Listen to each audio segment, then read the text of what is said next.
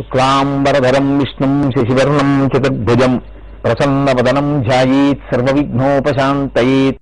గురుర్బ్రహ్మా గురుర్విష్ణుః గురుర్దేవో మహేశ్వరః గురుః సాక్షాత్ పరబ్రహ్మ తస్మై శ్రీ గురవే నమః. వ్యాసాయ విష్ణురూపాయ వ్యాసరూపాయ విష్ణవే నమో వై బ్రహ్మనిధయే వాసిష్ఠాయ నమో నమః. వాగర్ధావివ సంపృక్తౌ వాగర్ధ ప్రతిపత్తయే జగతః పితరౌ వందే పార్వతీ పరమేశ్వరౌ. హరి ఓం. నిన్నటి రోజు ఉపన్యాసం పూర్తి చేసేటటువంటి సమయానికి శంకర భగవత్పాదులు వ్యాస మహర్షి మొదలైనటువంటి మహాపురుష జననమునకు కారణముగా పరాశక్తి మహాపురుషుల యందు కామ ప్రచోదనం ఎందుకు చేస్తుంది అన్న విషయం గురించి ఆయన సౌందర్యలహరిలో ఇచ్చినటువంటి శ్లోకం గురించి మనం వ్యాఖ్యానం చేసుకుంటున్నాం.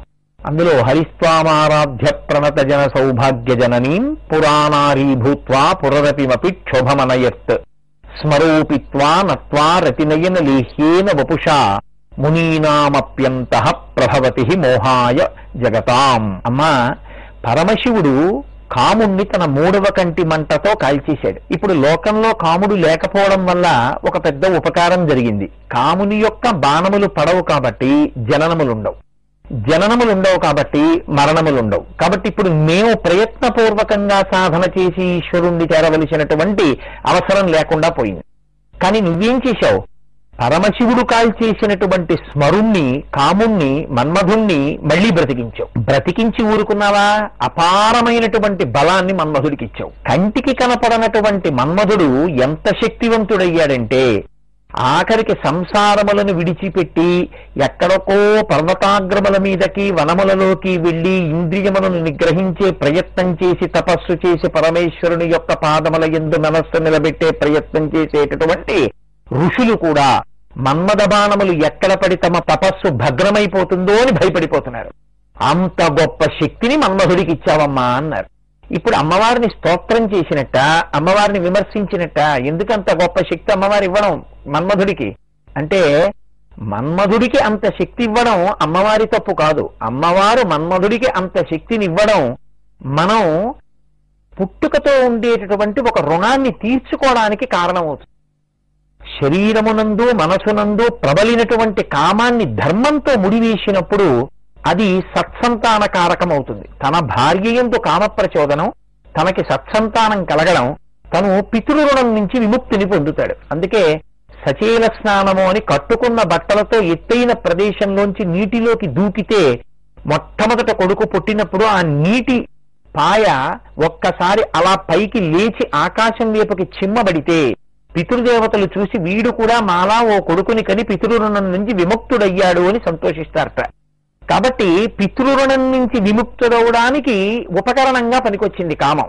అటువంటి కామాన్ని సక్రమంగా వినియోగించుకుంటే ఉపయోగపడుతుంది. ఆ కామం విశృంఖలత్వాన్ని పొందితే అది మనిషి మనసు యొక్క దోషం తప్ప కాముడికి బలాన్ని ఇవ్వడం వల్ల వచ్చినటువంటి ఇబ్బంది మాత్రం కాదు. కాబట్టి ఇప్పుడు అమ్మవారు కామునికి అంత శక్తిని ఇవ్వడం వల్ల ఆ కాముడు మునుల మీద వాళ్ళ యొక్క మనసులు కూడా కదులుతున్నాయి. అయితే అలా ఎందుకు చేయడం? సంసారములను విడిచిపెట్టి ఎక్కడికో వెళ్లి నా పాదార విందములను స్మరించేటటువంటి యోగుల యొక్క మనసులు కదిలేటట్టుగా వాళ్ళ మీద మాత్రం నీ బాణములు వెయ్యవద్దని అమ్మవారు ఎందుకు నిగ్రహించదు? వాళ్ళ మీద కూడా ఎందుకు పడుతుంటాయి బాణాలు? వాళ్ళ మనస్సు కూడా అకస్మాత్తుగా ఎందుకు కదులుతుంది? మహాత్ముల యొక్క మనస్సులు కూడా కదిలి వాళ్ళకి కామ ప్రచోదనమై వీర్యము స్ఖలనమవ్వలసినటువంటి అవసరం ఏమిటి? అంటే మహాత్ముల యొక్క తేజస్సు స్ఖలనమైతే తప్ప మళ్లీ అటువంటి మహాత్ముడి అంశలో వేరొక మహాత్ముడు పుట్టే అవకాశం లేదు. ఆయన సంతతము బ్రహ్మనిష్టాగరిష్ఠుడై ఉంటాడు. యోగరతోవా భోగరతోవా సంగరతోవా సంగవిహీన యస్య బ్రహ్మణి రమతే చిత్తం నందతి నందతి నందత్యేవా అంటారు శంకరులు భజగోవిందంలో. ఎప్పుడూ యోగమునందు, ఎప్పుడూ ఆనందంతో, ఎప్పుడూ బ్రహ్మనిష్టలో ఉండేటటువంటి ఋషుల యొక్క మనస్సులు కామ ప్రచోదనాన్ని పొందవు. కానీ అమ్మవారు కాముణ్ణి బాగా ప్రచోదనం చేసి ఆ కామబాణములు వారి మనస్సు మీద పడేటట్టు చేసి వాళ్ళ మనస్సు కదిలేటట్టు చేసి వాళ్ళ తేజస్సు స్ఖలనమయ్యేటట్టు చేయడం దేని కొరకు? అంటే వారి తేజస్సు స్ఖలనమైతే తప్ప వారి వలన ఒక మహాత్ముడు ఈ లోకంలో ఉద్భవించడు. అటువంటి మహాత్ముడు ఉద్భవిస్తే తప్ప వేద విభాగము జరగదు, అష్టాదశ మహాపురాణములు రావు. అవి రాకపోతే మనం కర్మాచరణము ఎలా చెయ్యాలో తెలుసుకోలేము, భక్తితో ఎలా బ్రతకాలో తెలుసుకోలేము, జీవితాన్ని ఎలా పండించుకోవాలో తెలుసుకోలేము. ఒక యుగంలో పుట్టేటటువంటి మనుష్య జాతినంతటినీ ఉద్ధరించగలిగినటువంటి ఒక మహాపురుషుడు జన్మించాలంటే అంతటి సమర్థుడైనటువంటి మహాపురుషుడి యొక్క మనస్సు కదలాలి, ఆయన తేజస్సు స్ఖలనం అవ్వాలి. స్ఖలనం అయితే సరిపోతుందా? ఊషర క్షేత్రమునందు విత్తనాన్ని వేస్తే మాత్రం మొక్క మొలుస్తుందా? ఒక రాతి మీదకి పట్టుకెళ్లి నేను విత్తనాన్ని వేసి నీళ్లు పోస్తే మొక్కలు వేస్తుందా? అది సుక్షేత్రమునందు విత్తనం పడాలి, అప్పుడు దాని మీద నీళ్లు పొయ్యాలి, అప్పుడు మొక్క మొలవాలి. ఇప్పుడు ఒక మహాత్ముడి యొక్క మనసు కదిలినంత మాత్రాన సరిపోదు, ఆ మహాత్ముని యొక్క తేజస్సుని పట్టగలిగినటువంటి సుక్షేత్రము కూడా ఉద్భవించాలి. అందుకే ఆనాడు ఉపరిచరుడనబడేటటువంటి ధర్మాత్ముడైన రాజు యొక్క తేజస్సు కదలడం, బ్రాహ్మణుని వాక్కు సత్యం అవడం కోసం అద్రిక అనబడేటటువంటి ఒక అప్సరస చాపగా మారడం, ఆమె ఈ వీర్యాన్ని స్వీకరించి ఇద్దరు పిల్లల్ని కనడం, అందులో మళ్ళీ కారణజన్మురాలైనటువంటి సత్యవతి దాశరాజనబడేటటువంటి ఒక చాపలవాడి దగ్గర పెరుగుతూ ఉండడం సంభవించింది. ఇప్పుడు అమ్మవారు క్షేత్రాన్ని సిద్ధం చేసింది. ఇప్పుడు ఇంకొక మహాపురుషుడు యొక్క తేజస్సు ఈ సత్యవతి యందు ప్రవేశిస్తే వేరొక మహాపురుషుడు జన్మించడం అనేది సంభవం అవుతుంది.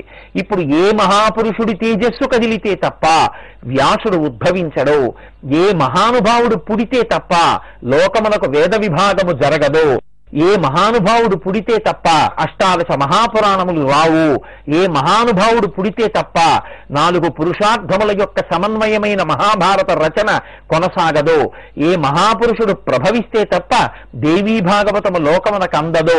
అటువంటి మహాపురుషుడు జన్మించాలంటే అంత గొప్ప వ్యక్తిని సృజించగలిగినటువంటి తేజోమూర్తి అయినటువంటి వేరొక ఋషి యొక్క మనసు కదలాలి.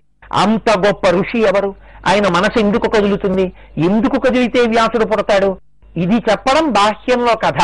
ఇది బాహ్యంలో కథ వింటున్నప్పుడు ఏమిటండి ఋషులకి ఏమిటి, ఈ కామప్రచోదనం ఏమిటి, వావివరసలు లేకుండా పట్టుకోవడం ఏమిటి, వాళ్ళ వల్ల వీళ్ళకి పిల్లలు పుట్టడం ఏమిటి అని మనకి పైకి అనిపిస్తుంది. కానీ ఇంతటి మహాపురుష జననం జరగడానికి అమ్మవారు ఎంత కథ నడిపించి భూమిలో కనపడనటువంటి గట్టి పునాదిని ముందు నిర్మాణం చేసి దాని మీద సౌధాన్ని కట్టినట్టు ఒక మహాపురుష జననము కొరకు తల్లి ఎంత కథని నడిపిస్తుందో మనకి దేవీ భాగవతంలో తదంతర్గతంగా వ్యాస మహర్షి చూపిస్తారు. పరాశర మహర్షి అనబడేటటువంటి చాలా గొప్ప తేజోవంతుడైనటువంటి ఋషి భారతదేశం అంతటా తీర్థయాత్ర కావిస్తూ ఆ యమునా నదిని దాటడం కోసమని యమునా నది ఒడ్డుకి వచ్చారు.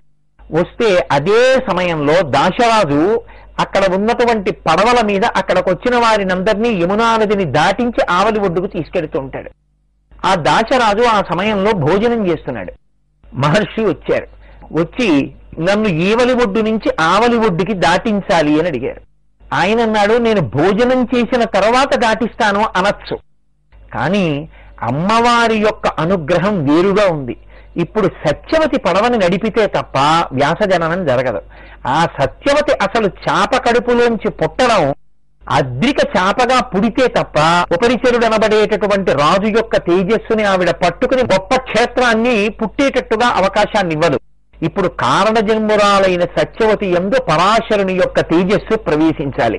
ప్రవేశించాలంటే ఇప్పుడు పడవ దాశరాజు నడపకూడదు, సత్యవతి నడపాలి. అనుకోకుండా దాశరాజు నోటి వెంట ఒక మాట వచ్చింది. ఆయన అన్నాడు తన కుమార్తె వంక చూసి, ఏకదా తీర్థయాత్రాయాం వ్రజన్ పారాశరో ముని ఆజగామ మహాతేజా కాళింగ్యాస్తటముత్తమం నిషాదమాహ ధర్మాత్మ కుర్వంతం భోజనం తదా ప్రాపయస్వ పరం పారం కాళింగ్యా ఉడిపే నమాం.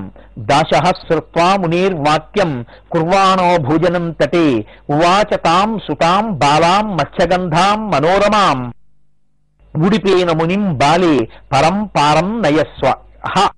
ఆయన అన్నాడు, గంతు కామోస్తి ధర్మాత్మ తాపసోయం శుచిస్మితే. ఆవిడ్ని ఆ సత్యవతీదేవిని పిలిచి, అమ్మ నేను భోజనం చేస్తున్నాను కదా, ఇప్పుడు నేను పడవ నడపలేను కదా, అందుకని ఈయన మహాత్ముడు గొప్ప తేజోమూర్తి, ఇటువంటి వాణ్ణి నేను భోజనం చేసే వరకు నువ్వు ఎదురు చూడు అని చెప్పడం బాగుండదు, కాబట్టి తల్లి పడవ నువ్వు నడిపి ఈ పరాశర మహర్షిని ఆవలి ఒడ్డుకి చేర్చు. ఇప్పుడు ఆవిడ పడవ నడపడానికి ఉద్యుక్తురాలైంది, పరాశర మహర్షి పడవలో ప్రవేశించారు.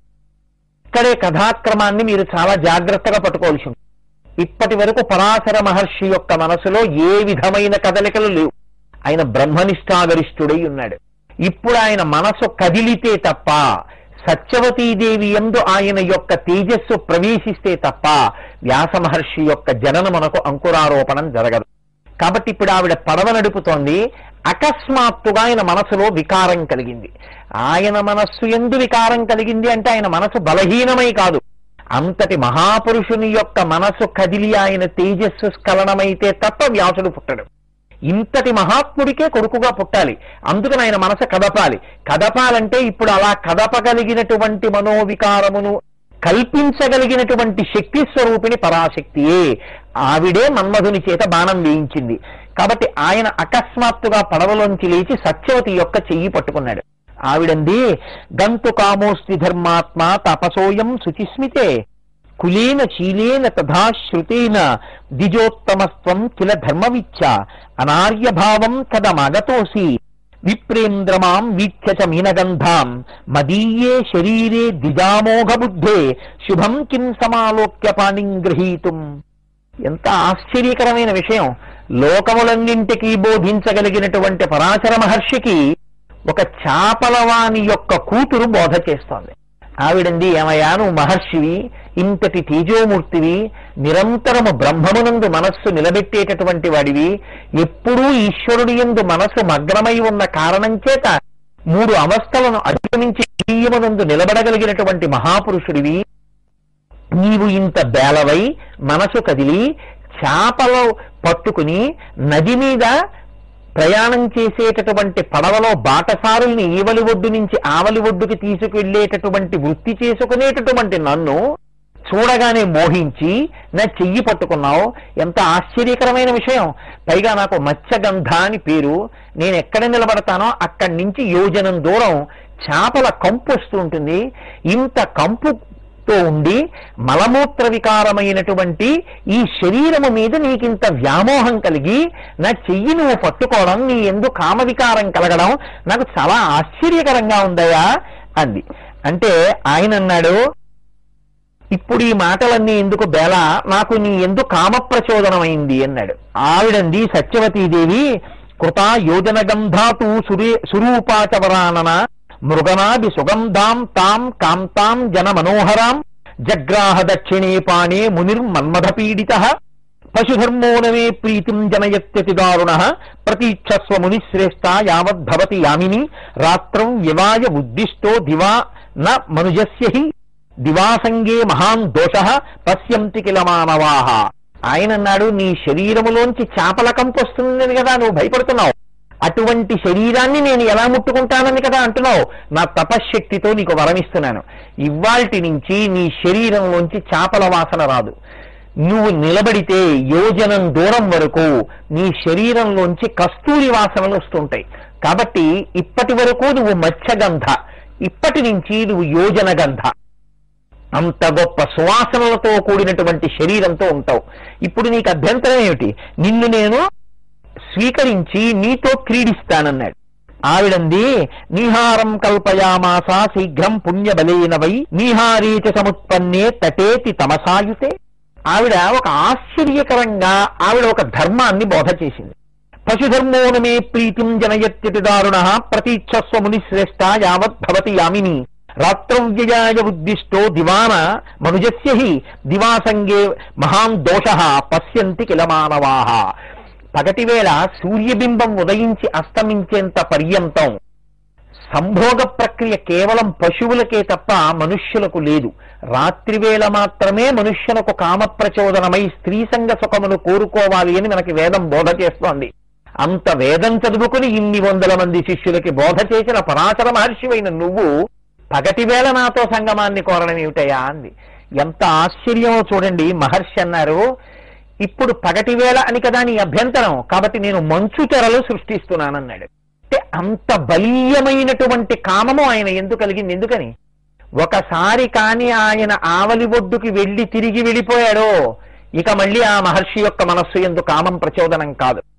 ఆ సమయంలో ఆయనకి కామము అంత ప్రచోదనమైతే తప్ప ఆయన తేజస్సు స్ఖలనము కాదు. అలా స్ఖలనమైతే తప్ప కారణజన్మురాలైన సత్యవతి యందు ఆయన తేజస్సు ప్రవేశించదు. ప్రవేశిస్తే తప్ప వ్యాస మహర్షి యొక్క జననము జరగదు. అందుకని ఆయన మంచు తెరలు కల్పించి కృతకమైనటువంటి చీకటిని సృష్టించాడు. ఆ సత్యవతండి కన్యావ్రతం నమే హన్యాత్ తథాకురు ద్విజోత్తమ పుత్రశ్చమ కామం భవేదద్భుత వీర్యవాన్ గంధోయం సర్వదా మే స్యాద్యౌ వనంచ వనం వవం. నాకు 3 కోరికలున్నాయి. ఆ 3 కోరికలు తీరాలి. నీతో సంగమించడం వల్ల నా కన్యాత్వమునకు దోషం రాకూడదు. 2, నీతో సంగమించిన ఫలితంగా నువ్వు ఎంతటి తేజోమూర్తివో అంతటి తేజోమూర్తి అయిన కుమారుడు నాకు కలగాలి. 3, ఇప్పుడు నువ్వు నీ సమాగమ సుఖం కోసం నా శరీరమునకు యోజన గంధ అన్న పేరుతో నేను నిలబడిన దగ్గర నుంచి 1 యోజనం దూరం కస్తూరి పరిమళములు వెదజల్లేటట్టుగా ఇచ్చినటువంటి వరం శాశ్వతమై ఎప్పటికీ నేను యవ్వనంలో ఇటువంటి పరిమళములు విరజిమ్మేటటువంటి శరీర సౌందర్యంతో ఉండగలగాలి. కామమోహితుడైనటువంటి మహర్షి 3 వరములను సత్యవతీదేవికి ఇచ్చి ఆమెతో సమాగమాన్ని నిలిపాడు. తత్ఫలితంగా ఆయనకి వ్యాస భగవానుడు ఉదయించాడు. ఆయన వరం ఇస్తూ ఒక మాట అన్నాడు, శృణి సుందరి పుత్రస్తే విష్ణువంశ సంభవ శుచి.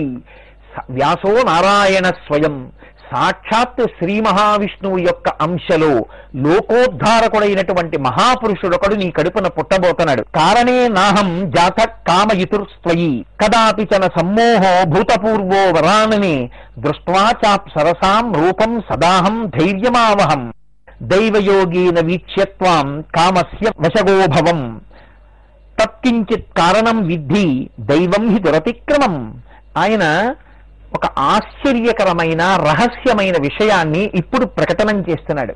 ఓ సత్యవతి, ఇంతకు ముందు నేను ఎందరో అప్సరసల్ని చూశాను, ఎందరో దేవకాంతల్ని చూశాను, ఎందరో సౌందర్య రాసుల్ని చూశాను. ఎంతమందిని చూసినా అందరిలో నామరూపాతీతమైన బ్రహ్మను చూశాను తప్ప నా మనసు కదలడం అన్నది, స్త్రీ పురుష విచక్షణ అన్నది అసలు నా మనసులోనే లేదు. అటువంటిది ఇవాళ నా మనసు ఇంత కదిలి నీకు ఇన్ని వరాలిచ్చి నా తేజస్సు నీలో ప్రవేశపెట్టబడుతోంది అంటే ఇది కేవలముగా దైవము యొక్క శాసనం. ఒక మహాత్ముడు నీ కడుపున పుట్టాలి అని భగవంతుని యొక్క సంకల్పం జరిగింది. ఇది పరాశక్తి ఆయన యందు కదలిక తీసుకురావడం. నేను మీతో మనవి చేశాను, శివశక్త్యాయుక్తో యది భవతి శక్త ప్రభవితం నచే దేవం దేవో నకలు కుశల స్పందితుమపి. స్పందన అన్నది మనోధర్మం. స్పందన శరీరానికి ఉండదు. స్పందన కదలిక శరీరానికి ఉంటుంది. మనసు స్పందిస్తుంది, అంటే మనసు కదులుతుంది. మనసు కదలడం ఎలా ఉంటుందంటే, కెరటములు లేనటువంటి నీటి యందు మీరు ఒక చిన్న రాయి విసిరినంత మాత్రం చేత తరంగములు మెల్లమెల్లగా కదిలి ఒడ్డు వరకు ఎలా వస్తాయో అలా ఏ భావములు లేకుండా బ్రహ్మమునందు స్థిరీకరింపబడినటువంటి బ్రహ్మమైన మనస్సు యందు బహిర్ముఖమై కదలికలు కలగడాన్ని స్పందనలు అంటారు. ఇటువంటి స్పందన కలిగించగలిగినటువంటి శక్తి ఒక్క పరాశక్తికి మాత్రమే ఉంది. ఇప్పుడు పరాశర మహర్షి యొక్క మనోస్పందనలకు కారణము ఆవిడే అయ్యింది. ఎందుకు ఆవిడటువంటి స్పందన కల్పించాలి? ఎందుకు మన్మధుడు మహర్షుల మీద బాణం వేసి ఆ వాళ్ళ యొక్క తేజస్సు స్ఖలనమయ్యేట్టు చెయ్యాలి? వేరొక మహాపురుషుడు సంభవించాలి కనుక. ఇది పరాశర మహర్షి చెప్తున్నారు. తత్కించిత్ కారణం విద్ధి దైవం హి దురతిక్రమం. ఈశ్వరుని యొక్క ఆజ్ఞ అనుల్లంఘనీయము. అందుకే ఇన్ని వరములు ఇచ్చి నీతో సంగమ సుఖాన్ని అపేక్షించాను అంటే కేవలంగా ఇది భగవంతుని యొక్క శాసనం. దాని కారణంగా నా మనసు నీ యందు నిలబడింది. నీ కడుపున పుట్టేటటువంటి వాడు పురాణకర్త పుత్రస్తే భవిష్యతి వరాననే. 18 పురాణములు రచించి లోకములకు అందించగలిగినటువంటి ఒక మహాపురుషుడు నీ కడుపున పుడతాడు. ఆయన వేదవిద్భాగకర్తాచ ఖ్యాతశ్చ భువనత్రయే. ఈ 3 భువనములలో కూడా 4 వేదముల యొక్క రాశిని కలియుగంలో ఉండేటటువంటి మనుష్యులు కేవలము 100 సంవత్సరముల ఆయుర్దాయమే పూర్ణాయుర్దాయంగా బతికితే కలిగి ఉంటారు అని వేదవాక్యం. అందుకే మనం 90 ఏళ్ల వాళ్ళు వచ్చినా, 96 ఏళ్ల వాళ్ళు వచ్చినా, 100 ఏళ్ల వాళ్ళు వచ్చినా చేసే ఆశీర్వచనం ఒక్కటే, శతమానం భవతి శతాజు పురుష శతేంద్రియ ఆయుష్ దేవేంద్రియే ప్రతిష్టతి. కలియుగంలో పూర్ణాయుర్దాయం 100 సంవత్సరములే. కాబట్టి 100 సంవత్సరముల ఆయుర్దాయంలో కొంత బాల్యంలో పోతుంది, కొంత యవ్వనంలో పోతుంది, వృద్ధాప్యం చింతతో పోతుంది. శంకర భగవత్పాదులు ఇదే అంటారు, బాలస్తావత్ క్రీడాసక్త, తరుణస్తావత్ తరుణీసక్త, వృద్ధస్తావత్ చింతాసక్త, పరసే బ్రహ్మణి కోపినసక్త. బాల్యమంతా ఆటలలో పోయింది, యవ్వనమంతా మదవికారంతో పోయింది, వృద్ధాప్యమంతా చింతతో పోయింది. ఇంకా పరబ్రహ్మం గురించి ఆలోచించగలిగినటువంటి లక్షణం మనకెప్పుడు ఉంటుంది? పరసే బ్రహ్మణి కోపినసక్త. కానీ మహాత్ములైనటువంటి వారి జీవితంలో ఇటువంటి విషయాలు అన్ని వేళలా అన్వయం అవుతాయని మాత్రం మనం సూత్రీకరించడం కుదరదు. ఎక్కడైనా కారణజన్ములైన వారు ఉంటారు, చంద్రశేఖరేంద్ర సరస్వతి స్వామి వంటి మహాపురుషులు, అటువంటి వారు మినహాయింపు. కానీ సాధారణంగా లోకంలో ఉండేటటువంటి వాళ్ళు భగవంతుడు 100 సంవత్సరముల ఆయుర్దాయం ఇస్తే 100 సంవత్సరములంతా కూడా లౌకికమైన వ్యాసాంగమునకే పోతే ఇంకసలు ఇంత అనంతమైన వేదరాశిని చదవగలిగిన వాడెవరు?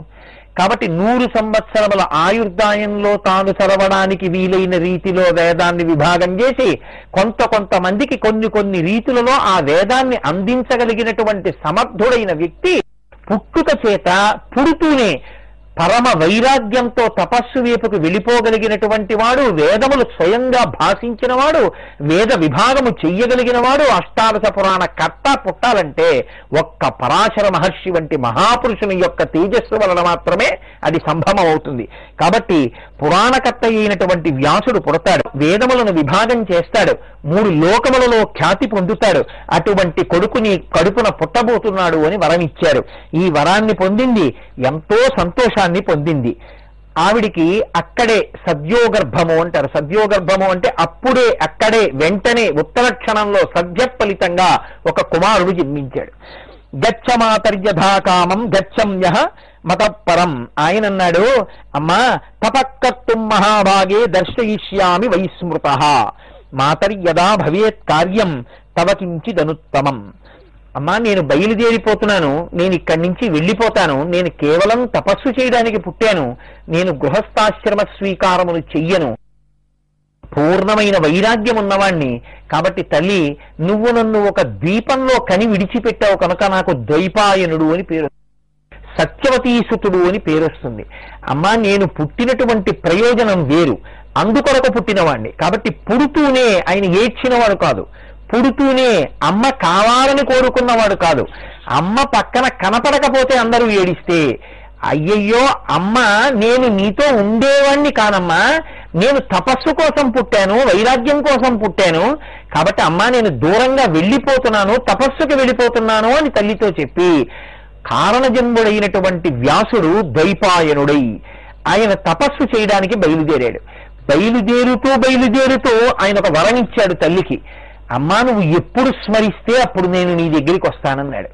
ఇంత వైరాగ్య సంపత్తి కలిగిన వాడు, ఇంతటి కారణజన్ముడైన వాడు మళ్ళీ అమ్మా నువ్వు తలుచుకుంటే వస్తానని వరం ఇవ్వడం ఎందుకో అంటే, ఇలా వరం ఇవ్వడంలో కూడా పరాశక్తి యొక్క అనుగ్రహం ఉంది. ఆవిడ ఎందుకో స్మరిస్తుంది. రాబోయేటటువంటి కథలో వ్యాసుడు రావాలి, వ్యాసుడు వస్తే తప్ప జరగనటువంటి విధానంలో కథ ఊర్జితమవుతుంది, అంటే గట్టిగా బిగుసుకుంటుంది. అందుకని ఈ వరాన్ని వ్యాసుడు తల్లికి ఇవ్వాలి. అందుకని వ్యాస భగవానుడి చేత వరాన్ని తల్లికి ఇప్పించింది. తల్లి ఇప్పించి వరాన్ని పొందిన తరువాత చాలా సంతోషించి వ్యాసుడు తపస్సు చేసుకోవడానికి వెళ్ళిపోయాడు.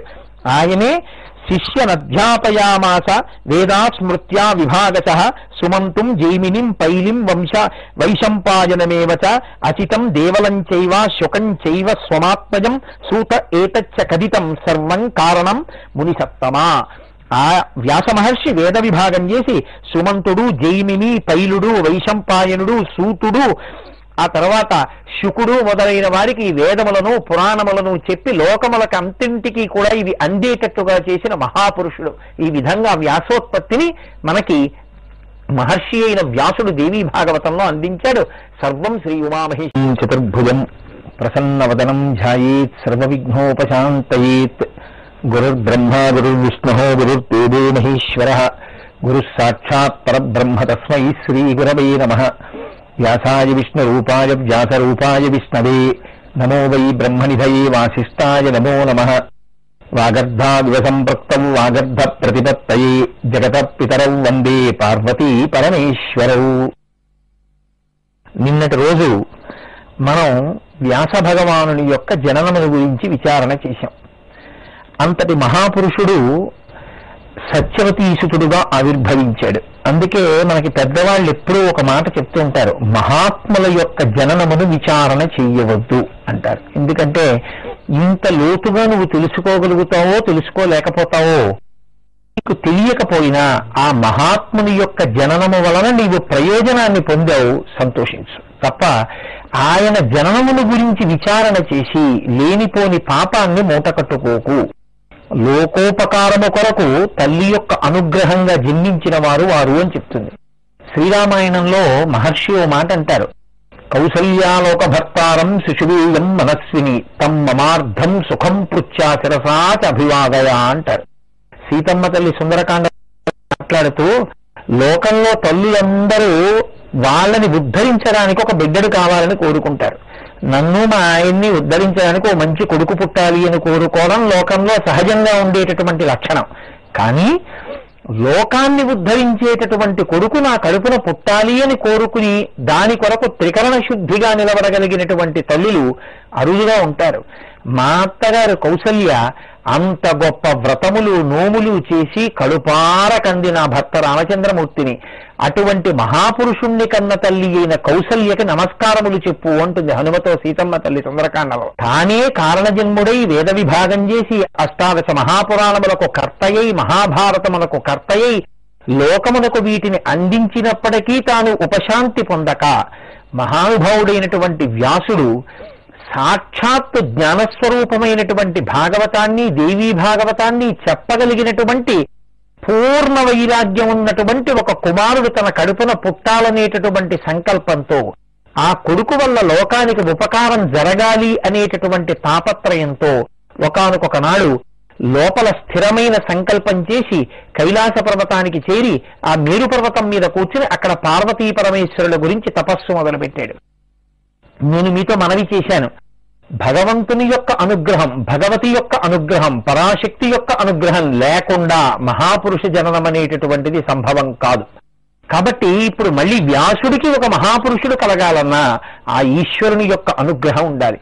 ఈశ్వర ఈశ్వరి శర్వ శర్వాణి భవ భవాని రుద్రాణి, వాళ్ళిద్దరూ పేర్లలో కూడా విడివిడి ఉండేటటువంటి స్వరూపాలు కారు. వాళ్ళిద్దరూ ఎప్పుడూ ఒకటిగానే ఉంటారు.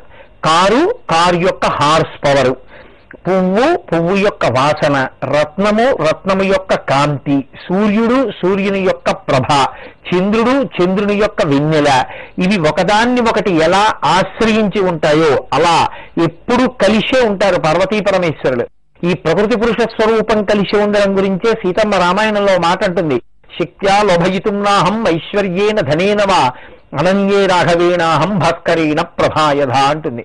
సూర్యుని నుండి సూర్యుని కాంతి వేరు చేయలేనట్లు, పాల నుండి పాల తెలుపు వేరు చేయలేనట్లు, పంచదార నుండి పంచదార యొక్క తీపిని వేరు చేయలేనట్లు, పరమశివుడి నుండి పరమశివుని యొక్క శక్తి స్వరూపమైనటువంటి పార్వతీదేవిని వేరు చేసి చూడడం అనేటటువంటిది ఎన్నడూ కుదిరేది కాదు. అమ్మవారిని పూజించడం అంటే అయ్యవారిని పూజించడమే, అయ్యవారిని పూజించడం అంటే అమ్మవారిని పూజించడమే. కాబట్టి ఇద్దరూ కలిసే ఉంటారు. మేరుశృంగే మహారమ్యే వ్యాస సత్యవతీ సుత తపశ్చచారసోత్యుగ్రం పుత్రార్థం కృత నిశ్చయ జపన్నేకాక్షరం మంత్రం వాగ్బీజం నారదాచ్యుతం ధ్యాయన్ పరాం మహామాయాం పుత్రకామస్తపోనిధి అగ్నేర్భూమేస్తథా వాయో అంతరిక్షస్య చాప్యయం వీర్యేణ సంహిత పుత్రో మమ భూయాదితి స్మః అతిష్టత్స గతాహారః శతసంవత్సరం ప్రభుః ఆరాధయన్ మహాదేవం తథైవ చ సదాశివం శక్తి సర్వత్ర పూజ్యేతి విచారం చ పునః పునః అశక్తో నింద్యతే లోకే శక్తస్తు పరిపూజ్యతే. ఆయన పార్వతీ పరమేశ్వరుల గురించి మేరుపర్వత శిఖరం మీద కూర్చుని తపస్సు చేస్తున్నాడు. ఏమిటైన కోరిక? పంచభూతములలో అగ్నికి ఎంత శక్తి ఉంటుందో అంత శక్తి ఉండాలి, పృథివికి ఎంత శక్తి ఉంటుందో అంత శక్తి ఉండాలి, వాయువుకి ఎంత శక్తి ఉంటుందో అంత శక్తి ఉండాలి. పంచభూతములలో ఉండేటటువంటి తేజస్సు శక్తి తన శక్తిగా కలిగిన వాడై ఉండాలి, మహాత్ముడై ఉండాలి, వైరాగ్య సంపన్నుడై ఉండాలి, లోకోపకారం చేసేవాడై ఉండాలి. ఏ మహాత్ముణ్ణి స్మరించినంత మాత్రం చేత పాపరాశి ధ్వంసం అవుతుందో అటువంటి మహాత్ముడు లోకమునకు బోధ చేయగలిగినటువంటి వాడు జన్మించాలి. మనకి లోకంలో అన్నిటికన్నా గొప్ప ఉపకారంగా చెప్పబడేది ఏదో తెలుసా అండి? మీరు ద్రవ్యంతో చేసే పని, కడుపు నింపే పని కన్నా అన్నిటికన్నా గొప్పది ఏది అంటే మంచి మాట ఒకటి చెప్పడమే. ఒక మంచి మాట జీవితాన్ని మారుస్తుంది. మీరు కడుపుకి పెట్టేది మనసుని మార్చదు, మనిషికి పుష్టినిస్తుంది. మీరు 10 మందికి అన్నదానం చేస్తే అందులో ఒక గజ దొంగ కూడా అన్నం తినేయచ్చు, తినేసి వాళ్ళు మరిన్ని దొంగతనాలు బాగా చేయొచ్చు. మీరు 100 ఉచిత వైద్య శిబిరాలు నిర్వహిస్తే అందులో ఒక పరమ దురాత్ముడు కూడా వైద్యం చేయించుకుని మళ్ళీ లోకానికి కంటకుడుగా తయారు కావచ్చు. అంటే చెయ్యొద్దని నా ఉద్దేశ్యం కాదు, కానీ దాని యందు అంతర్లీనంగా ఆ ప్రమాదం ఎప్పుడూ ఉంటుంది. కానీ మంచి మాటలు చెప్పడం వల్ల ప్రమాదం ఎప్పుడూ ఉండదు. ఎందుచేత అంటే అది మనసు మీద ప్రభావితం చేసి చెడ్డవాణ్ణి కూడా మంచివాడిగా మారుస్తుంది. అందుకే మనసు మార్చగలిగిన దేవాలయాలు ఉన్నంత కాలం, దేవాలయాలలో ఆరాధన జరిగినంత కాలం, మనిషి దేవాలయాన్ని చూసి నమస్కరించినంత కాలం మనిషి మనిషిగా బ్రతకడం సాధ్యమవుతుంది. అందుకొచ్చింది దేవాలయ వ్యవస్థ. మనిషి రూపంలో ఉన్న మనసు సంస్కారమును పొంది ఉండకపోతే రాక్షసుడవుతాడు. అందుకే రాక్షసుడు కాకుండా తనని తాను నిగ్రహించుకోవడం, తాను మనిషిగానే ఉండిపోవడానికి ప్రయత్నం చెయ్యడం అంత తేలికైన విషయం కాదు. చాలా కష్టపడవలసి ఉంటుంది. తాను మనిషిగా పుట్టి మనిషిగా బ్రతికి మనిషిగా మరణించాలి తప్ప తాను రాక్షసుడిగా మాత్రం మారే ప్రయత్నమునకు లోపల నుండి వచ్చేటటువంటి ఉధృతికి లొంగిపోకూడదు. కాబట్టి 10 మందికి మంచి మాట చెప్పడం, భాగవతం చెప్పడం అంటే దానికి కేవలం ఏదో కాకతాళీయంగా చెప్పేవాడు కాదు, రమించి చెప్పగలిగిన వాడై ఉండాలి. అందుకే మనకి శ్రవణం, కీర్తనం, విష్ణోహ స్మరణం, పాదసేవనం, అర్చనం, వందనం, దాస్యం, సఖ్యం, ఆత్మనివేదనం అని 9 భక్తులు. ఇందులో శ్రవణం వినడానికి పరీక్షిత్తు, కీర్తనం భగవంతుని యొక్క గుణములను అనుభవించడం చేత లోపల పొంగినటువంటి పొంగు ఇంకా పట్టక మనస్సులో కలిగినటువంటి ఆనందం నోటి వెంట వాక్కుల రూపంలో పైకి స్రవించి వచ్చి ఎదురుగుండా ఉన్న వాళ్ళని తరింప చేయగలిగినటువంటి అద్భుతమైన అమృతతుల్యమైన మాటలు మాట్లాడగలిగినటువంటి నైపుణ్యము ఉన్నవాడు కాబట్టి కీర్తనములకు శీర్షకుణ్ణి చెప్తారు. కాబట్టి శ్రవణం, కీర్తనం, విష్ణోహ స్మరణం ఎప్పుడూ తెలుసుకోవడానికి ప్రహ్లాదుడు. స్మరణం, పాదసేవనం అమ్మవారి పాదములొత్తడానికి లక్ష్మీదేవి. శ్రవణం, కీర్తనం, విష్ణోహ స్మరణం, పాదసేవనం, అర్చనం పృథుమహారాజు, వందనం అక్రూరుడు, అర్చనం, వందనం, దాస్యం హనుమ, సఖ్యం అర్జునుడు, ఆత్మనివేదనం బలిచక్రవర్తి. 9 భక్తులకి ఒక్కొక్కరిని ఉదాహరణగా చెప్తారు.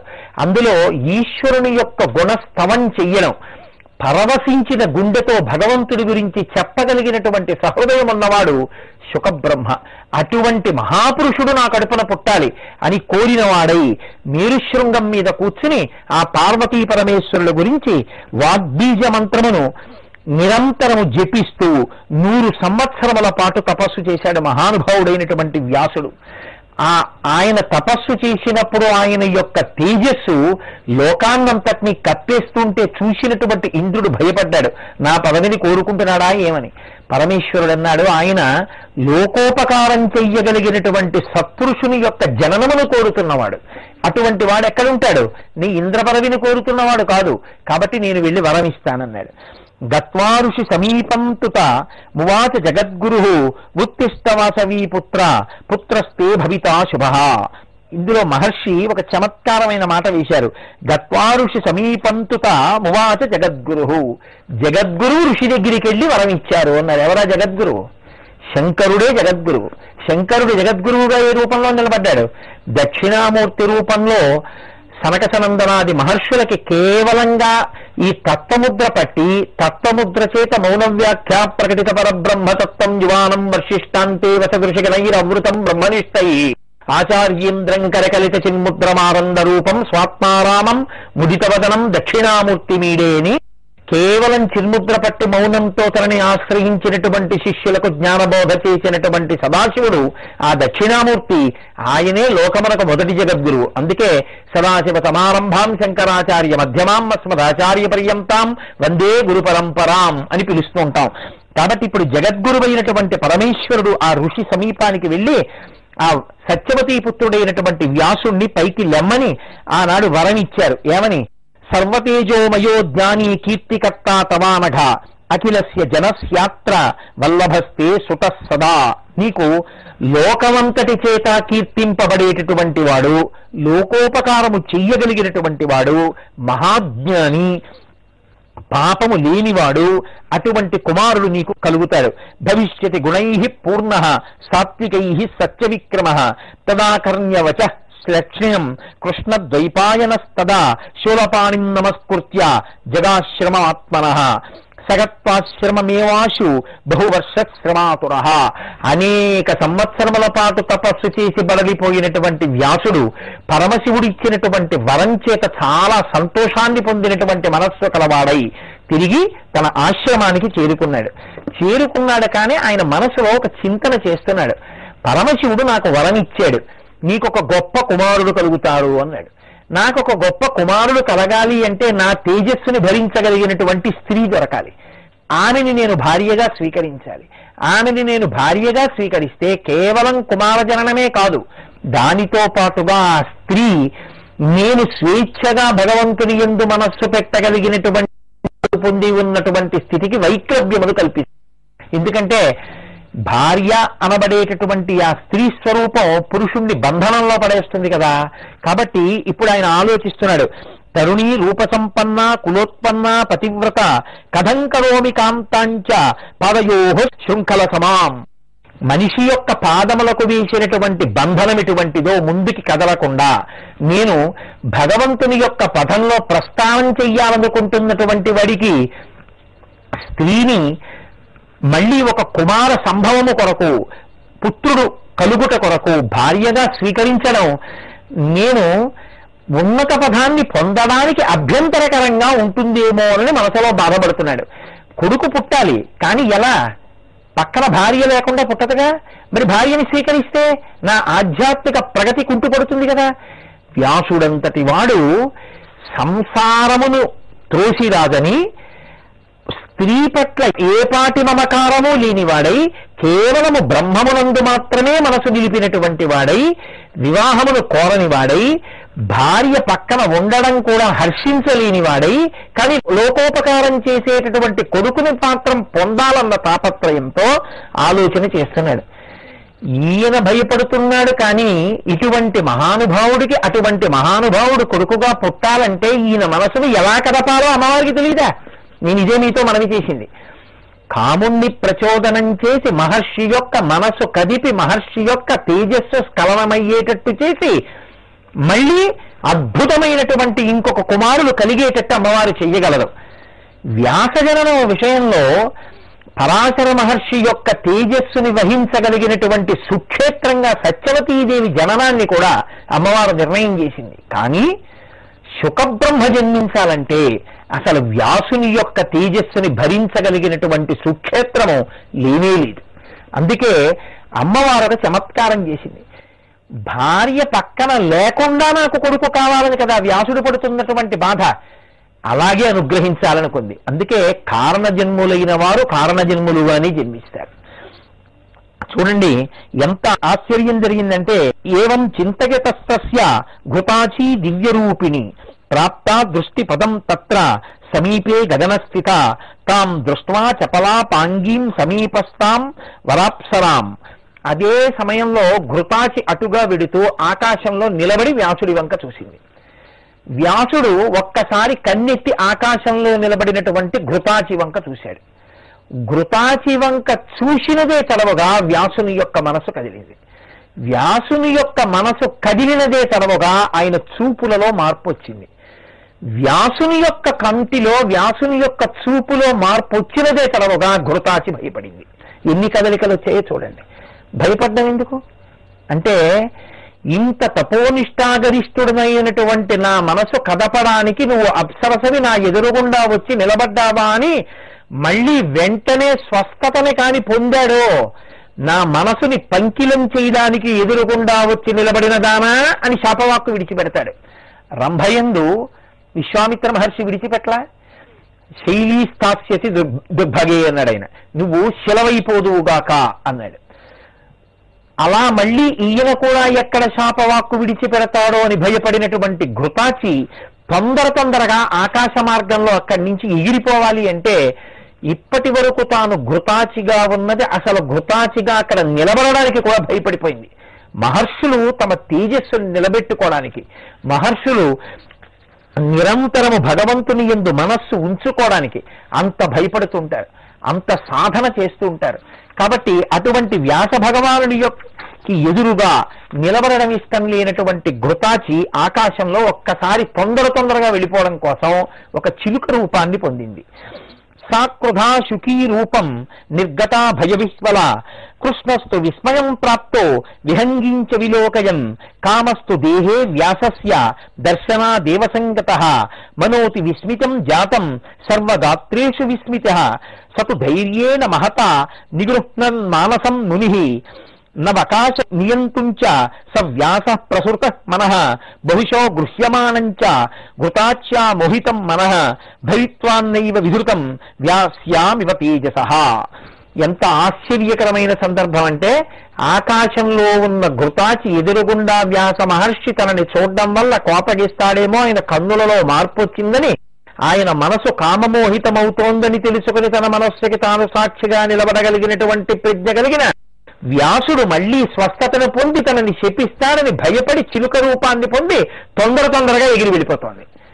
అప్పటి వరకు తన కనుల ముందు నిలబడినటువంటి మహాసౌందర్యవతి అయినటువంటి ఘృతాచి అకస్మాత్తుగా చిలుక రూపాన్ని పొంది వెళ్ళిపోతున్నటువంటి స్థితిని గమనించి విస్మయానికి లోనయ్యాడు వ్యాస మహర్షి. విస్మయానికి లోనయ్యాడు, కానీ ఆయనకి ఆ ఘృతాచి యందు ఆ చిలుక యందు మనసు నిలబడింది. కామప్రచోదనమై మనసు కదిలింది. కదిలినదే తడవుగా అగ్ని కార్యం చెయ్యడం కోసమని అరణి మథనం చేస్తున్నాడు ఆయన. అరణి మథనము అని చెప్పి అందులో ఒక కర్ర పెట్టి కింద ఒక కన్నం కలిగినటువంటి ఒక కొయ్య పెట్టి అందులో దూది పెట్టి రాపాడిస్తారు.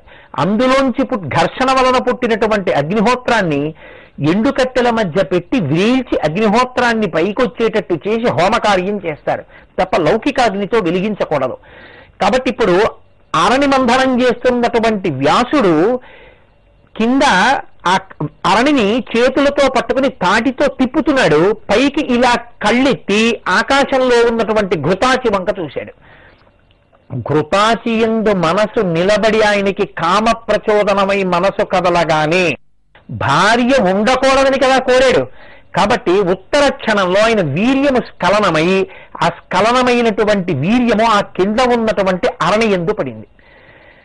తాను ఇంకా ఘృతాచిని చూస్తున్నానన్న భావనతో ఉన్నటువంటి మహర్షి అగ్ని పుడుతున్నా సరే ఇంకా అరణిని మధిస్తూనే ఉన్నారు.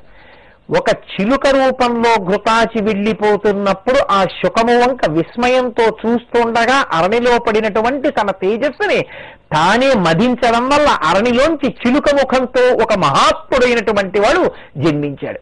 తండ్రి అని పిలిచాడు. కాబట్టి ఆయనకి శుక మహర్షి అని పేరు వచ్చింది. ఇప్పుడు క్షేత్రము లేకపోయినా అమ్మవారు ఒక మహాత్ముడు జనించేటట్టుగా చేసింది. నాకు కొడుకు కావాలి అన్నాడు శివుడి దగ్గర, కానీ భార్య పక్కన ఉండకూడదు అని లోపల మనసులో వ్యధ చెందాడు. పక్కన భార్య ఉండకూడదు, కానీ కొడుకు పుట్టాలి. అమ్మవారు అనుగ్రహిస్తే అటువంటిది జరగడం పెద్ద విశేషమా? జరిగి తీరుతుంది. పరమాచార్య స్వామి వారు కంచికామకోటి పీఠాధిపతులు నడిచే దేవుడిని పేర్గాంచినటువంటి వారు వారి కాలంలో జరిగినటువంటి ఒక ఆశ్చర్యకరమైన విషయాన్ని చెప్పారు. ఒక స్త్రీకి పావు పిల్ల పుట్టింది.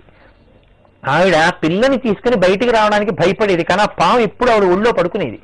ఆవిడ పాలిస్తుండేది. ఒకనాడు పెళ్లికెడుతూ ఆవిడ తన ఇంట్లో ఉన్నటువంటి వృద్ధురాలికి చెప్పింది, నువ్వు భయపడతావు, ఆకలి వేసినప్పుడు ఆ పాము రోటి దగ్గరికి వస్తుంది, నువ్వు రోట్లో పాలు పోయి ఆ పాము రోట్లోకి వచ్చి పాలు తాగుతుంది, నేను వచ్చి నా పిల్లని పోషిస్తానంది. ఆవిడ పెళ్లికి వెళ్ళింది.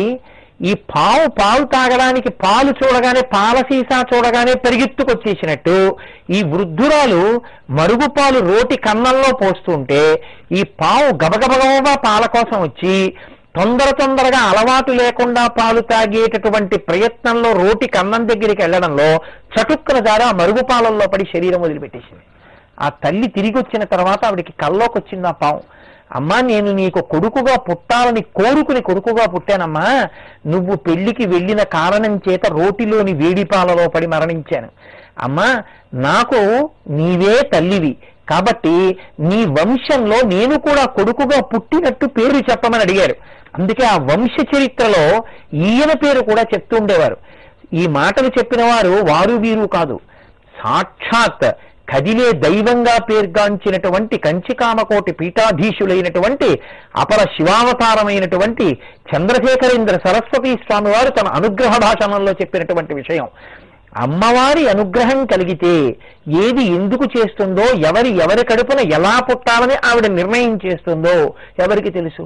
పుట్టు గొడ్రాళ్లకు బిడ్డలిచే గోవిందుడే వేడు కొందామా అని అన్నమయ్య కీర్తన చేయరా? ఆ తల్లే సంకల్పం చేసిన నాడు పక్కన ఒక స్త్రీ స్వరూపం లేకపోయినా మహాత్ముల యొక్క కోర్కెలకి అనుగుణంగా ఆయన తేజస్సులోంచి కొడుకు పుడితే తప్ప నా తనూజుడు అని చెప్పడం కుదరదు, ఆత్మసంభవుడు అని పిలవడం కుదరదు. ఆత్మావై పుత్రనామాసి, తండ్రి యొక్క తేజస్సే కొడుకుగా ఉంటాడు. కాబట్టి తండ్రి యొక్క తేజస్సు కదిలింది, కానీ పక్కన క్షేత్రం ఉండడం ఆయనకి ఇష్టం లేదు.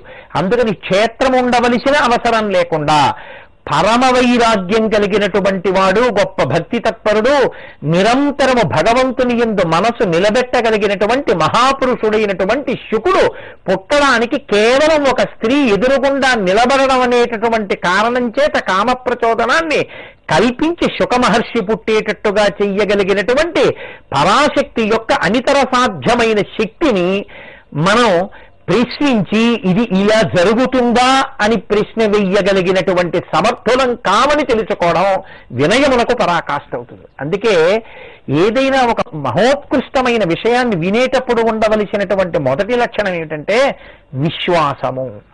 ఆ పరాశక్తి ఈ బ్రహ్మాండములన్నిటినీ తిప్పుతోంది, సూర్యచంద్రులు ఉదయించేటట్టు చేస్తోంది, ఈ భూమిని తిప్పుతోంది. ఇన్ని తిప్పుతున్న తల్లి నువ్వు నిద్రపోతున్నప్పుడు నీలో ఊపిరి కూడా ఆవిడ తీస్తోంది. ఇన్ని కదలకలు తీసుకురాగలిగినటువంటి తల్లి ఒక స్త్రీ పక్కన లేకపోయినా ఒక పురుషుడికి కొడుకు పుట్టేటట్టు చెయ్యగలదు. ఆమె శక్తి అనితర సాధ్యమైనది. ఆ తల్లి సంకల్పం చేస్తే ఏదైనా చెయ్యగలదు. నాకు కొడుకు కావాలన్నాడు, కొడుకు పుట్టాడు. నాకు భార్య ఉండకూడదన్నాడు, పక్కన భార్య ఉండవలసినటువంటి అవసరం లేని రీతిలో ఆత్మజుడై శుకబ్రహ్మ జననముందేటట్టుగా పరాశక్తి అనితర సాధ్యమైనటువంటి తన శక్తితో కృపాళువై కరుణించి తన కొరకు 100 సంవత్సరములు తపించినటువంటి వ్యాస భగవానుణ్ణి అనుగ్రహించి ఆ శుకబ్రహ్మని కటాక్షించింది. ఆ శుకబ్రహ్మ పుట్టినటువంటి కారణం చేత భాగవత ప్రవచనం జరిగింది, దేవీ భాగవత ప్రవచనం జరిగింది. పరమ వైరాగ్యం కలిగినటువంటి కొడుకు అటువంటి శుకుడు తనకి కలిగిన తరువాత వ్యాస మహర్షి ఎంతో సంతోషించారు. సంతోషించి ఆ పుట్టినటువంటి పిల్లవాణ్ణి గబగబా తీసుకెళ్లి ఆ కిందర ఉన్నటువంటి గంగా నదిలో స్నానం చేయించారు. విశ్వావసుర్నాదర నారదస్య తుంబురు శుక సంభవే తుష్టుపుర్ముదితాః సర్వే వేదా విద్యాధరాస్తథా దృష్టా వ్యాససుతం దివ్యం అరణీ గర్భ సంభవం అంతరిక్షాత్ పపాతోర్యాం దండకృష్ణాజినం శుభం కమండలస్తథా దివ్యః సుఖస్యార్థి ద్విజోత్తమాః. ఆ శుకమహర్షి పట్టుకునేటటువంటి దండక మండలములు కూడా తండ్రి అయిన వ్యాసుడిచ్చినవి కావు. ఆయన్ని తీసుకెళ్లి గంగానదిలో స్నానం చేయిస్తుంటే ఆ పుట్టిన పిల్లవాణ్ణి పైనుంచి దేవతలు విడిచిపెట్టారు.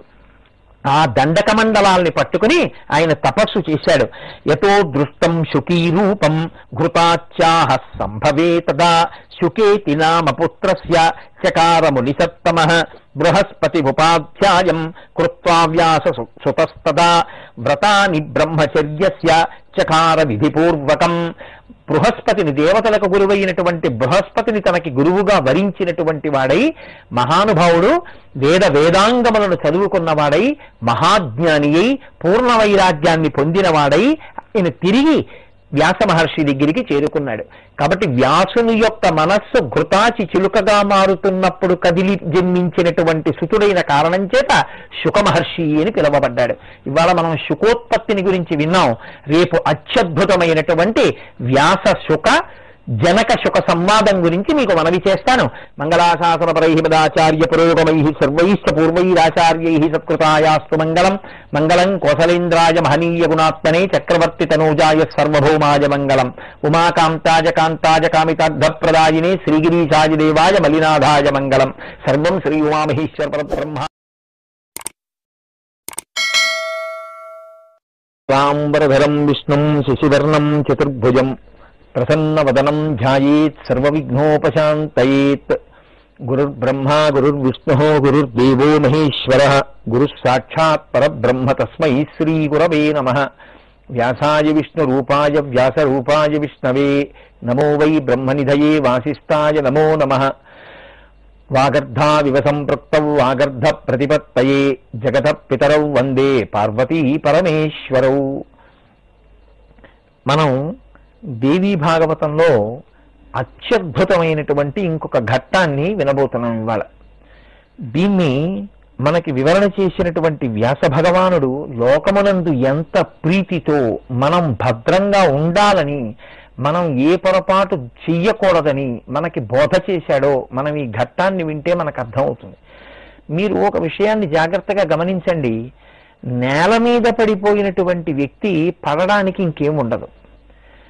కొంచెం ఎత్తులో ఉన్న వ్యక్తి పడిపోతే మళ్ళీ పైకి లేవడం తేలిగ్గా ఉంటుంది. ఎక్కడి నుంచి పడిపోయాడో అక్కడికి చేరడం తేలిగ్గా ఉంటుంది. కానీ చాలా ఎత్తు ఎదిగిపోయినటువంటి వ్యక్తి ఆ ఎదగడానికి ఎంతో కష్టపడవలసి ఉంటుంది. ఇంత ఎత్తు ఎదిగినటువంటి వ్యక్తి చిన్న పొరపాటు చేశాడనుకోండి, అంత ఎత్తు నుంచి మళ్ళీ కింద పడిపోతాడు. ఆ కింద పడిపోవడం చాలా భయానకంగా ఉంటుంది. ఏ చిన్న పొరపాటు మన జీవితంలో ఎక్కువ ప్రమాదాన్ని తీసుకొస్తుందో, ఎక్కడెక్కడ ఎంత జాగ్రత్తగా ఉండాలో, ఎలా ప్రవర్తించాలో, లోపల పరిశీలనమన్నది ఎంత జాగ్రత్తగా నడుస్తూ ఉండాలో మనకి వ్యాస భగవానుడి చేత నిరూపింపబడి రచింపబడినటువంటి ఈ పౌరాణిక వాంగ్మయం మనకి ఆ సత్యమును బాగా భాషించేటట్టు చేయగలుగుతుంది. ఒకానొకప్పుడు ఇక్ష్వాకు వంశంలో మహాభిషుడు అనబడేటటువంటి చక్రవర్తి, ఆయన 1000 అశ్వమేధయాగములు చేశాడు. ఒక్క అశ్వమేధయాగం చెయ్యడమే చాలా కష్టం.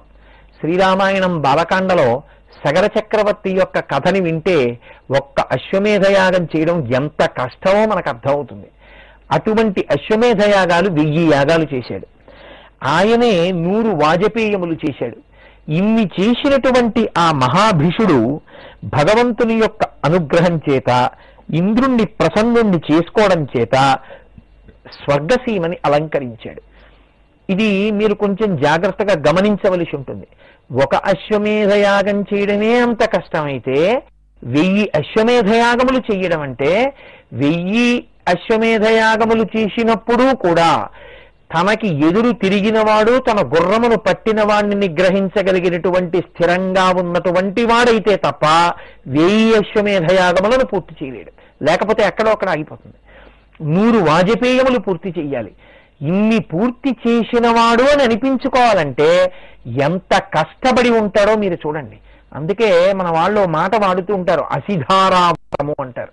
అసిధారావ్రతము అంటే ఒక పెద్ద కత్తి ఒక దాన్ని అంచు పైకొచ్చేటట్టుగా పెట్టి ఈవలి వైపు నుంచి ఆవలి వైపు వరకు ఆ కత్తి అంచు మీద నడుస్తూ వెళ్ళు అన్నారు అనుకోండి, అది కాలిలో చేరి ఆ పదునైనటువంటి అంచు చేత పాదం తెగిపోకుండా ఎంత జాగ్రత్తగా తన బరువుని ఎక్కువ ఉంచకుండా అటు ఇటు చేతులు వేయడానికి ఆధారం లేని స్థితిలో కూడా అడుగు తీసి అడుగు వేసేటప్పుడు అతి జాగ్రత్తగా కత్తి అంచు మీద నడిచి ఆవలి ఒడ్డుకు చేరుకుంటున్నటువంటి వ్యక్తి ఇంకొక 2 అడుగులే ఉంది కదా అని తొందరపడి కత్తి మీద కాలు వేస్తే ఆ కాలు తెగిపోయి ఆ ఖేదము చేత వెంటనే పైనుంచి కింద పడిపోయినట్టు, వేసిన ఇన్ని అడుగులు పాడైపోయినట్టు, బాగా కష్టపడి ఒక స్థితికి చేరుకున్నటువంటి వ్యక్తి ఆ స్థితి నుంచి పడిపోకుండా ఉండాలి అంటే ఎంత కష్టపడవలసి ఉంటుందో, ఒక్కసారి పడిపోవడం అంటూ జరిగితే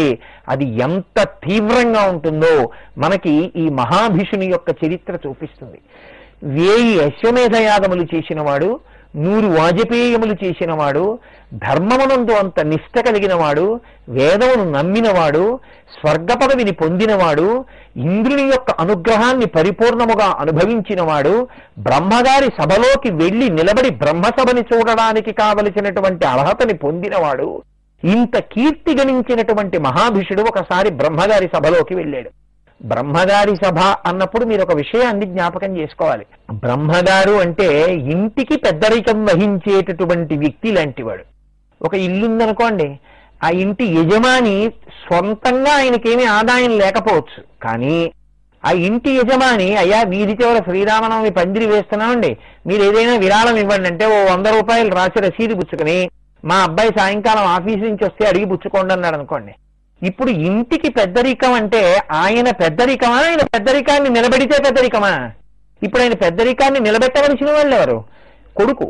ఆ కొడుకు ఆఫీస్ నుంచి ఇంటికి వస్తున్నప్పుడు శ్రీరామ పందిరి వాళ్ళు ఆపి, అయ్యా మీ నాన్నగారు 100 రూపాయలు రాశారు, మీ దగ్గర పుచ్చుకోమన్నారు, 100 రూపాయలు ఇవ్వండి అని అడిగారు అనుకోండి. ఆయనకి పనా పాడా? రిటైర్ అయిపోయి ఇంట్లో కూర్చున్నాడు, ఇలాగే రాస్తూ ఉంటాడు. ఆయన దగ్గర ఏముంది? ఎర్రయాగాని లేదు. ఆయనకి తోడు మళ్ళీ సందాలు రాయడమా? ఎవడిస్తాడనుకున్నాడు? నేను ఇవ్వనన్నాడు అనుకోండి. ఇప్పుడు కొడుకు పరువు పోతుందా? కొడుకు పరువు కన్నా ఇంటి పెద్ద అనిపించుకుని ఆ దానం చేయడానికి సిద్ధపడినటువంటి ఇంటి యజమాని గౌరవం పోతుందా? ఇంటి యజమాని పెద్దరికం పోతుంది. ఇంటి యజమాని పెద్దరికం ఎందుకు పోతుంది అంటే ఆ పెద్దరికాన్ని నిలబెట్టవలసిన వాళ్ళు నిలబెట్టనప్పుడు పోతుంది. కాబట్టి బ్రహ్మసభయందు ప్రవేశించడము అంటే ఇంటికి పెద్దవాడు ఎలా గొప్పవాడో ఈ సృష్టినంతటినీ చేసినటువంటి బ్రహ్మగారు పెద్దవాడు. కాబట్టి ఆయన ముందు ఒక గౌరవంతో నిలబడవలసి ఉంటుంది, అంతేకాని ఎలా పడితే అలా నిలబడకూడదు. ధౌమ్యుడు విరాట పర్వంలో పాండవులకు చెప్తాడు, ఒక సభలో ప్రవేశించినప్పుడు పెద్దల దగ్గర ఎలా ప్రవర్తించాలో. ఆవలింత తుమ్ము హాసంబు అంటాడు. ఆవలింత కూడా అనవసరంగా ఆవలించకూడదు పెద్దల దగ్గర అంటాడు. అనవసరంగా ఏమి అసలు ఆవలించకూడదు, తుమ్మకూడదు, దగ్గకూడదు. వాళ్ళుండగా ఏదో వాళ్ళకి ఖేదం కలిగేటట్టుగా ఎప్పుడు ప్రవర్తించకూడదు. ఇన్ని నీతులు నేర్పుతాడు. ఇతరులను కొలవడానికి ఎడుతున్నారు, మీరు ఇవి నేర్చుకుని వెళ్ళండి అంటాడు.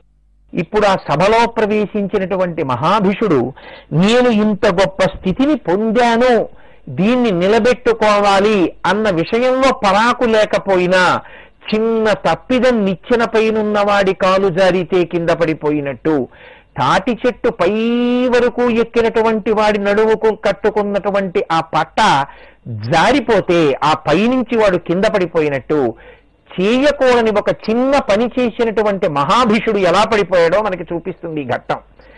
అదే సభకి గంగమ్మ కూడా వచ్చింది. గంగమ్మ అంటే గంగానది యొక్క అధిష్టాన దేవత. ఒక అధిష్టాన దేవత ఉంటుంది, ఆవిడ కూడా వచ్చింది.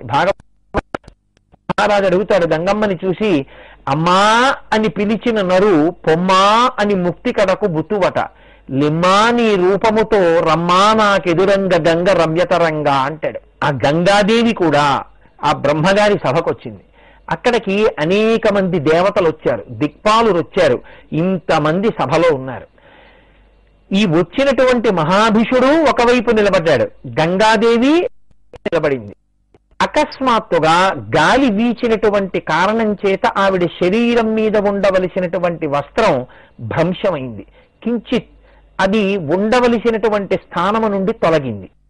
తొలగినంత మాత్రం చేత అటువంటి రూపాన్ని మనం చూడడం సభాముఖంగా బాగుండదు, అలా చూడకూడదు. పెద్ద ఆయన బ్రహ్మగారు సభలో ఉన్నారు, ఆయన సభలో సభాధ్యక్ష స్థానంలో కూర్చునుండగా మనం మర్యాదతో ప్రవర్తించాలి. కాబట్టి మనం అటు చూడకూడదని మిగిలిన వాళ్ళందరూ తలదించుకున్నారు. కానీ ఒక్క మహాభిషుడు మాత్రం వాయువుచే తొలగొట్టబడినటువంటి వస్త్రముతో ఉన్నటువంటి గంగయందు చూడకూడని తమకంతో కూడిన చూపు చూశాడు. ఇదొక్కటే తప్పు. కానీ ఎక్కడ చెయ్యకూడదో అక్కడ చేశాడు. మీరు ఒక స్వయంభూ దేవాలయంలోకి వెళ్ళి ఒక్కసారి నామం చెప్తే 1,000 మాటలు చెప్పినట్టు. ఒక తప్పు చేసినా 1,000 తప్పులు చేసినట్టే అవుతుంది. ఎక్కడ తప్పు చెయ్యకూడదో అక్కడ పెద్ద తప్పు చేశాడు. వెళ్ళి చూడకూడని చోట గంగమ్మని చూడకూడని రీతిలో చూశాడు. గంగ కూడా తనని చూస్తున్నటువంటి మహాభిషుని వంక చూసి ఆమె కూడా అదే తమకంతో ఆయన వంక చూసింది. అందరూ తలలు ఉంచుకుంటే ఒక సభలో ప్రవర్తించకూడని రీతిలో ప్రవర్తించి వందరులు తమకంతో చూసుకుంటున్న వీళ్ళిద్దరినీ చతుర్ముఖ బ్రహ్మగారు చూశారు. చూసి వెంటనే ఆయన అన్నారు, మర్త్యలోకేషు భూపాల జన్మ ప్రాప్య పునర్దివం. నీవు ఇంత తమకంతో బ్రహ్మసభలో గంగవంక చూడకూడని చూపు చూశావు కాబట్టి మనుష్యయోని యందు జన్మించి నీవు భూలోకమునందు పడిపోయదవుగాక అని మహాభిషుని యందు శాపవాక్కు విడిచిపెట్టారు. ఇంత కష్టపడి ఏ బ్రహ్మసభకి వెళ్ళగలిగిన స్థితిని పొందాడో అటువంటి వాడు మళ్లీ మనుష్యలోకంలోకి వచ్చి పడిపోయేటటువంటి స్థితిని పొందాడు. ఇదే నేను మీకు మనవి చేశాను. బాగా ఎత్తెక్కిన వాడు చాలా జాగరూకుడై ఉండాలి. ఇంకా ఎత్తెక్కని వాడు కిందే పడున్నవాడికి అంత పెద్ద ప్రమాదం లేదు, వాడు పడ్డా మళ్ళీ కిందే పడతాడు. కానీ పైకి ఎక్కుతున్నామన్నవాడే ఎక్కువ జాగ్రత్తతో ఉండాలి తనను తాను పరిశీలించుకోవడంలో. ఇప్పుడు బ్రహ్మగారు గంగవంక తిరిగారు, నీది కూడా దోషం ఉంది, నువ్వు కూడా చూడకూడనటువంటి చూపు చూశావు మహాభిషుణ్ణి. కాబట్టి గంగాం తథోక్తవాన్ బ్రహ్మ వీక్ష ప్రేమవతీం నృపే, నువ్వు కూడా చూడకూడనటువంటి చూపు చూశావు కాబట్టి నీవు కూడా ఆ రాజునందు అనురాగవతి అయినటువంటి కారణం చేత మళ్ళీ మర్త్యలోకంలో నేల మీద పుట్టెదవుగాక అని ఆమెని కూడా శపించారు. ఇప్పుడు మహాభిషుడు భూలోకంలో పుట్టాలి, గంగమ్మ భూలోకంలో పుట్టాలి. ఇద్దరూ మళ్ళీ భూలోకంలో ఎందుకు పుట్టాలి? ఒక సభలో ఎలా ప్రవర్తించాలో అలా ప్రవర్తించకుండా కామమునకు వశులైన మీరు కామమునకు వశమైపోయేటటువంటి అవకాశం ఎక్కువ ఉన్న భూమి యందు పుట్టండి. పుట్టి ఒందరులు కామంతో చూసుకుని ఆ కామం తీరిపోయిన తర్వాత మీ దోషము తొలగిపోయిన తర్వాత మళ్ళీ అంత తపస్సు చేస్తే కానీ మీరు పైకి రాకండి. ఇది ఆయన శాపవాక్కు. కాబట్టి ఇప్పుడు ఇద్దరూ కిందకి వెళ్ళిపోవాలి. ఆ ఒక్కసారి చూపు చూసినటువంటి ఫలితానికి ఎంత సంసారం ఇక్కడ చేసి ఇన్ని కష్టాలు పడవలసి ఉంటుందో చూడండి. కాబట్టి ఇప్పుడు మహాభిషుడు భూలోకంలో పుట్టాలి, గంగమ్మ భూలోకంలో పుట్టాలి. సరే, ఇద్దరు భూలోకంలో పుట్టడానికి ఉద్యుక్తులవుతున్నటువంటి సమయంలో ఒక ఆశ్చర్యకరమైనటువంటి సందర్భం జరిగింది. ఇవన్నీ మీరు బాగా గమనించాలి. మహాత్ముల దగ్గర, పెద్దలైనటువంటి వారి దగ్గర చెయ్యకూడని తప్పులు చాలా చిన్నవిగా కనపడతాయి, కానీ పెద్దవైపోతాయి. కారణం ఆ స్థానము యొక్క బలం.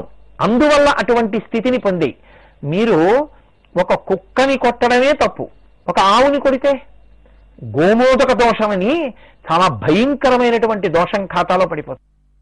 ఒక యజ్ఞవేది దగ్గరికి వెళ్ళి మీరు పూర్ణాహుతి సామాగ్రి వెయ్యకపోతే తప్పు లేదు, కానీ యజ్ఞగుండమునందు వెయ్యకూడనిది ఏదైనా మీ చేతిలోంచి పడింది అనుకోండి, విశేషమైనటువంటి దోషం మీకు సంక్రమిస్తుంది. మీ ఎదురుగుండా ఉన్నటువంటి స్థానము యొక్క పూజనీయతని బట్టి మీరు చేసేటటువంటి ఉపచారము కానీ అపచారము కానీ విశేష దోషాన్ని మీకు ఇస్తాయి. ఇప్పుడు మళ్ళీ ఇంకొక విశేష దోషాన్ని చూపిస్తున్నారు వ్యాస భగవానుడు. దీన్ని అలా జ్ఞాపకం పెట్టుకోండి. మహాభిషుడు, గంగా ఇద్దరూ భూలోకంలో పుట్టాలి. అదే సమయంలో అష్టవసువులు మహోత్కృష్టమైనటువంటి స్థితిని పొందినటువంటి వారు. ఆ అష్టవసువులు భార్యలతో కలిసి ఆకాశ మార్గంలో వెళ్ళిపోతున్నారు విహారం చేస్తూ. వాళ్ళు వశిష్ఠ మహర్షి యొక్క ఆశ్రమం మీదుగా వెడుతున్నారు. వశిష్ఠ మహర్షి ఆశ్రమంలో లేరు, ఆయన శిష్యులతో కలిసి బయటికి వెళ్ళారు. ఏ నదీ స్నానానికో త్రికాల సంధ్యావందనం చేసే అలవాటు ఉన్నవారు సమీపమునందున్న నదీ స్నానానికి వెడుతూ ఉంటారు. కాబట్టి వశిష్ఠ మహర్షి బయటికి వెళ్ళారు. పైనుంచి వెళ్ళిపోతున్నటువంటి అష్టవసువులలో ద్యో అనబడేటటువంటి ఒక వసువు యొక్క భార్య ఆ ఆశ్రమంలో ఉన్నటువంటి ఆవుని చూపించి, అది ఏమిటా ఆవు అంత తేజస్సుతో ఉంది, దాని మాహాత్మ్యమేమి అని అడిగింది భర్తని. ఆయన అన్నాడు, దుగ్ధమస్యాహ పిపేద్యస్తు నారీవా పురుషోధవా ఆయుతాయుర్భవేన్నూనం సదైవాగత యవ్వనః తచ్చుర్త్వా సుందరీ ప్రాహ మృత్యులోకేస్తి మే సఖీ ఉషీనరస్య రాజర్షేః పుత్రీ పరమశోభన తస్యా హేతోర్మహాభాగా సవత్సాం గాం పయస్వినీం. అది సామాన్యమైన ధేనువు కాదు, దాన్ని కామధేనువు అంటారు. అది నందిని. దాని యొక్క పాలని ఎవరైనా తాగితే అది పురుషుడైనా కావచ్చు, స్త్రీ అయినా కావచ్చు, ఇంకా వారి యవ్వనము చెడదు, ఎప్పుడూ యవ్వనంలో ఉంటారు. అంత గొప్ప పాలివ్వగలిగినటువంటి ఆవు. అంటే వెంటనే ఆ ద్యో భార్య ఒక మాట అంది. ఇది లోకంలో చాలా చిత్రమైనటువంటి ప్రవృత్తి. కోరికలకి కళ్ళమనేటటువంటిది ప్రయత్నపూర్వకంగా మీరు వెయ్యకపోతే ఎందుకో ఒకందుకో పనికొస్తుందని ప్రతి వస్తువు పట్టుకెళ్ళి దాచుకునేటటువంటి అలవాటు వచ్చేస్తుంది, లోభత్వం వస్తుంది. ఇలా అవసరాన్ని అనవసరాన్ని గమనించకుండా, సందర్భోచితమైనటువంటి ప్రవర్తన లేకుండా, ఎప్పుడూ ఏదో ఎవరికో పనికొస్తుందని దాన్ని ఆశించడం వల్ల వచ్చేటటువంటి ప్రమాదం, అడగకూడనిది భార్య అడిగినా ఆ భార్యని ఇది నువ్వు అడగకూడదని నిగ్రహించి నిలబెట్టలేనటువంటి బలహీన మనస్కుడైనటువంటి భర్త దాని వలన పొందేటటువంటి ఫలితము ఎంత దారుణంగా ఉంటాయో. గృహస్థాశ్రమంలో ఉండేటటువంటి భార్యాభర్తలు ధర్మపత్నిగా చేయి పట్టుకుని తరించడానికి మార్గంలో ఎలా వెళ్ళవలసి ఉంటుందో అలా కాకుండా కోర్కెలు విశృంఖలత్వాన్ని పొందితే, అర్థం లేని కోర్కెలు పొటమరించడం ఎంత ప్రమాదానికి వెడుతుందో మనకి ఈ ఆఖ్యానం చూపిస్తుంది. ఆ ఆవుని మీరు తీసుకురండి. ఈ ఆవు యొక్క పాలు మర్త్యలోకంలో పుట్టినటువంటి రాజర్షి యొక్క కుమార్తె నా స్నేహితురాలు ఉషీనరా అనబడేటటువంటి స్త్రీకి నేను ఈ పాలు పట్టుకెళ్ళి ఇస్తాను. మనుష్యలోకంలో ఉండేటటువంటి వారి యొక్క యవ్వనము అస్థిరము. మాకురు ధనజన యవ్వన గర్వం హరతి నివేశత్కాల సర్వం మాయామయమిదమకిలం హిత్వా బ్రహ్మపదంతం ప్రవిశ విదిత్వా అంటారు శంకర భగవత్పాదులు. కాలగతి యందు యవ్వనము నశించిపోతుంది. ఆ బిగి ఆ పట్టు ఉండమంటే ఉండేవి కావు. ఆ అందం తరిగిపోతుంది. జర అంటే వృద్ధాప్యం పట్టుకుంటుంది. కాబట్టి ఉషీనరా అనబడేటటువంటి నా స్నేహితురాలి యొక్క అందం చెక్కు చెదరకూడదు. ఆమె అలా ఉండాలి. ఇది పట్టుకెళ్ళి ఇస్తే తన అందానికి శాశ్వతత్వాన్ని పొందించినటువంటి నా యొక్క ఉపకారతను స్మరించి ఆమె ఎంతో సంతోషిస్తుంది. కాబట్టి మీరు ఆవుని తీసుకురండి. ఆ ఆవుని తీసుకెళ్లి నా స్నేహితురాలికి ఇస్తాను. ఆ ఆవు పాలు తీసుకుని నా స్నేహితురాలు తాగి యవ్వనాన్ని పొందుతుందండి. ఆ ఆవుని వశిష్ఠ మహర్షి ఎందుకు ఉంచుకున్నారు? ఆయన ఆ ఆవు పాలతో స్వాహాకార వషత్కారో అంటారు. స్వాహాకారము వషత్కారము చేస్తారంటే దానితో యజ్ఞయాగాది క్రతువులను చేస్తారు. ఆ యజ్ఞయాగాది క్రతువుల వలన లోకములకంతటికీ శాంతి కలుగుతుంది. లోకమునకంతటికీ పనికొచ్చేటటువంటి వస్తువు యొక్క ప్రయోజనాన్ని ఒక్కడే పొందాలనుకోవడం ఎంత ప్రమాదకరమో, అటువంటి కోరిక ఎందుకు ఉండకూడదో. ఒక వస్తువు దేశమునకంతటికీ పనికొచ్చేది, ఒక వస్తువు లోకమునకంతటికీ పనికొచ్చేది అంటే ఆ వస్తువు వలన వచ్చేటటువంటి ప్రయోజనము లోకమునకు అప్పజెప్పాలి తప్ప తానొక్కడే అనుభవించాలని చేసేటటువంటి ప్రయత్నం ఎంత ప్రమాదకరంగా ఉంటుందో మనకి చూపిస్తున్నారు. ఇప్పుడు ఆ ద్యో భార్యని నిగ్రహించలేదు. అది వశిష్ఠ మహర్షి యొక్క ధేనువు. దాని పాలతో స్వాహాకార వషత్కారములు జరుగుతాయి. ఆవుని నేను అపహరించి తేవడం ఏమిటి? గోవుని అపహరించడమే తప్పు. అందునాది నందినీ ధేనువు, అందున బ్రహ్మర్షి అయిన వశిష్ఠుడికి సంబంధించింది. ఆశ్రమంలో ఉన్నది. లోకశాంతి కొరకు తన పాలతో క్రియాకలాపములకు పనికొచ్చేది. అటువంటి ఆవుని తస్కరించి తీసుకొస్తే ఆ పాపం నన్ను కట్టి కొడపదా? నీ స్నేహితురాలి యొక్క నిత్య యవ్వనం కోసం నేను ఇంతటి పాపకర్మ చెయ్యనా? కాబట్టి నువ్వు అడగకూడదు, నీ చేయకూడదు అని ద్యో అనలేదు. ఆయన కేవలము తన భార్య ప్రీతి చెందడమే తనకి ప్రీతి అనుకున్నాడు. తన స్నేహితురాలు ప్రీతి చెందడమే తనకి ప్రీతని ద్యో భార్య అనుకుంది. ఇప్పుడు ఆయన వశిష్ఠ మహర్షి ఆశ్రమంలోకి వెళ్ళి ఆ నందినీ ధేనువుని అపహరించి, యజమాని లేనప్పుడు యజమానికి చెప్పకుండా ఆ వస్తువుని తెచ్చేసుకోవడం అపహరించడమే కదండి, దొంగతనమే. కాబట్టి ఆ నందినీ ధేనువుని అపహరించి తీసుకుని వచ్చి ద్యో అనబడేటటువంటి ఆ వసువు తన భార్యకి ఇచ్చాడు. ఈలోగా వశిష్ఠ మహర్షి ఆశ్రమానికి తిరిగి వచ్చారు. తన ధేనువు కనపడలేదు.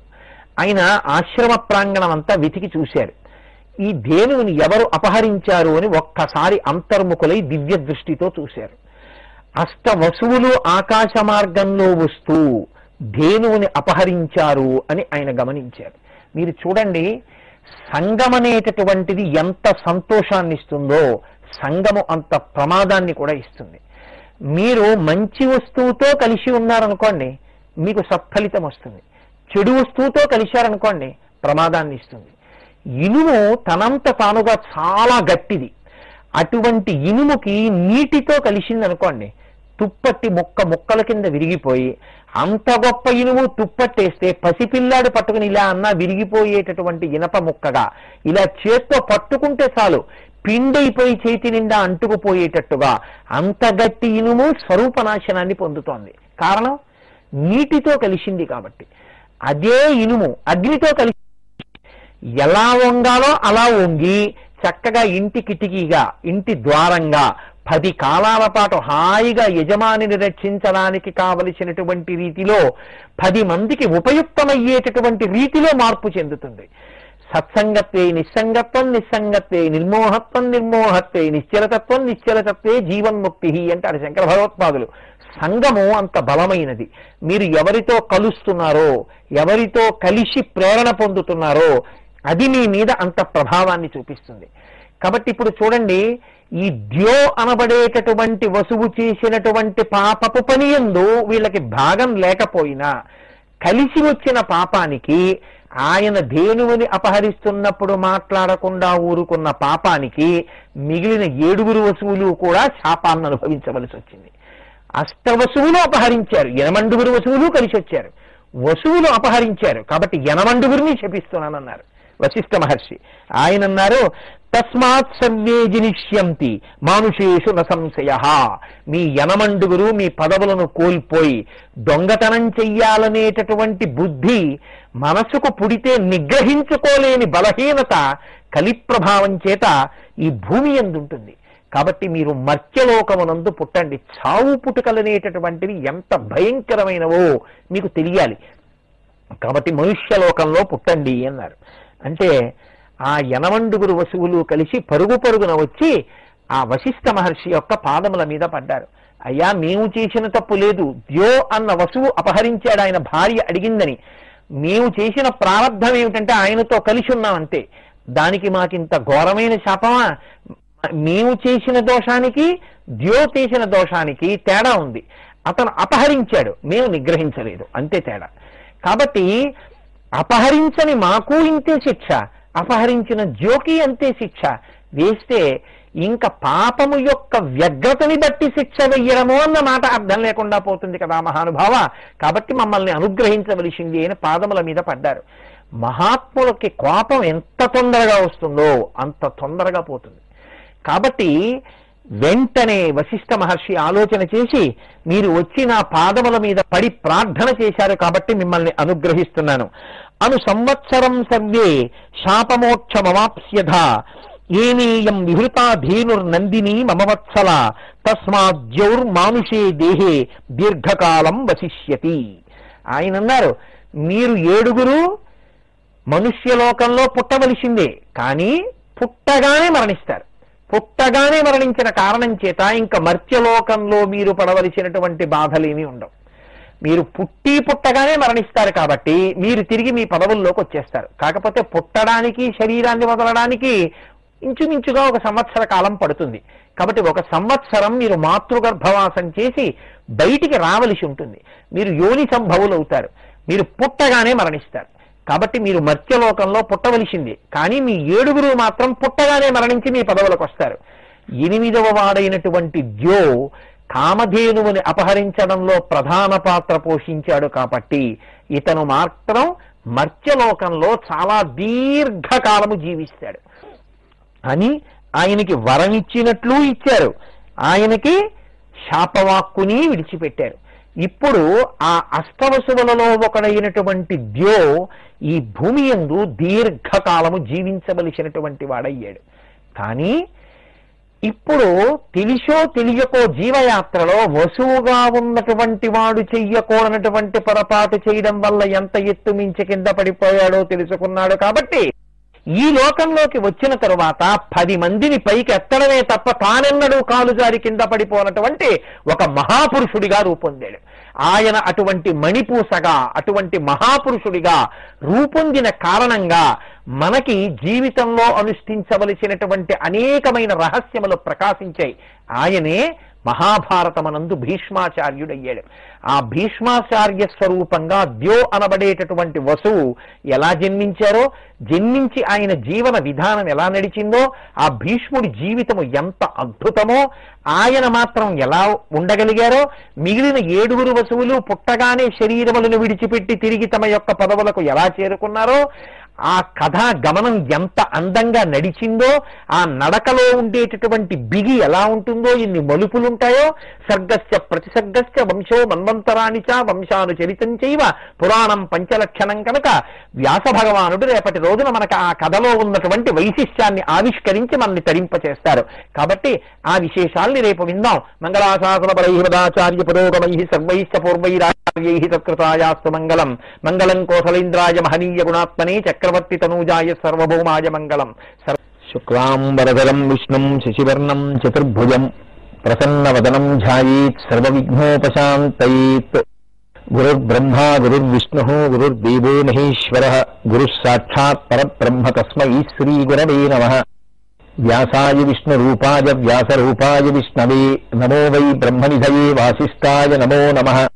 వాగర్ధావివ సంపృక్తౌ వాగర్ధ ప్రతిపత్తయే జగత పితరౌ వందే పార్వతీ పరమేశ్వరౌ. హరి ఓం. నిన్నటి రోజు చతుర్ముఖ బ్రహ్మగారి సభలో ప్రవర్తించకూడని రీతిలో ప్రవర్తించినటువంటి ఆ గంగమ్మ రాజు ఇద్దరూ కూడా బ్రహ్మగారి చేత శాపమును పొందినటువంటి వారై మర్త్యలోకమునందు పుట్టవలసినటువంటి అగత్యాన్ని పొందినటువంటి విశేషం గురించి, వశిష్ఠ మహర్షి యొక్క ధేనువుని తస్కరించినటువంటి అష్టవసువులు భూమి మీద పుట్టవలసినటువంటి అగత్యాన్ని పొందినటువంటి విధానం గురించి మీకు వివరణ చేసి ఉన్నాను. ఇప్పుడు ఆ మహాభిషుడు బ్రహ్మగారి శాపం చేత భూలోకం మీద పుట్టాలి.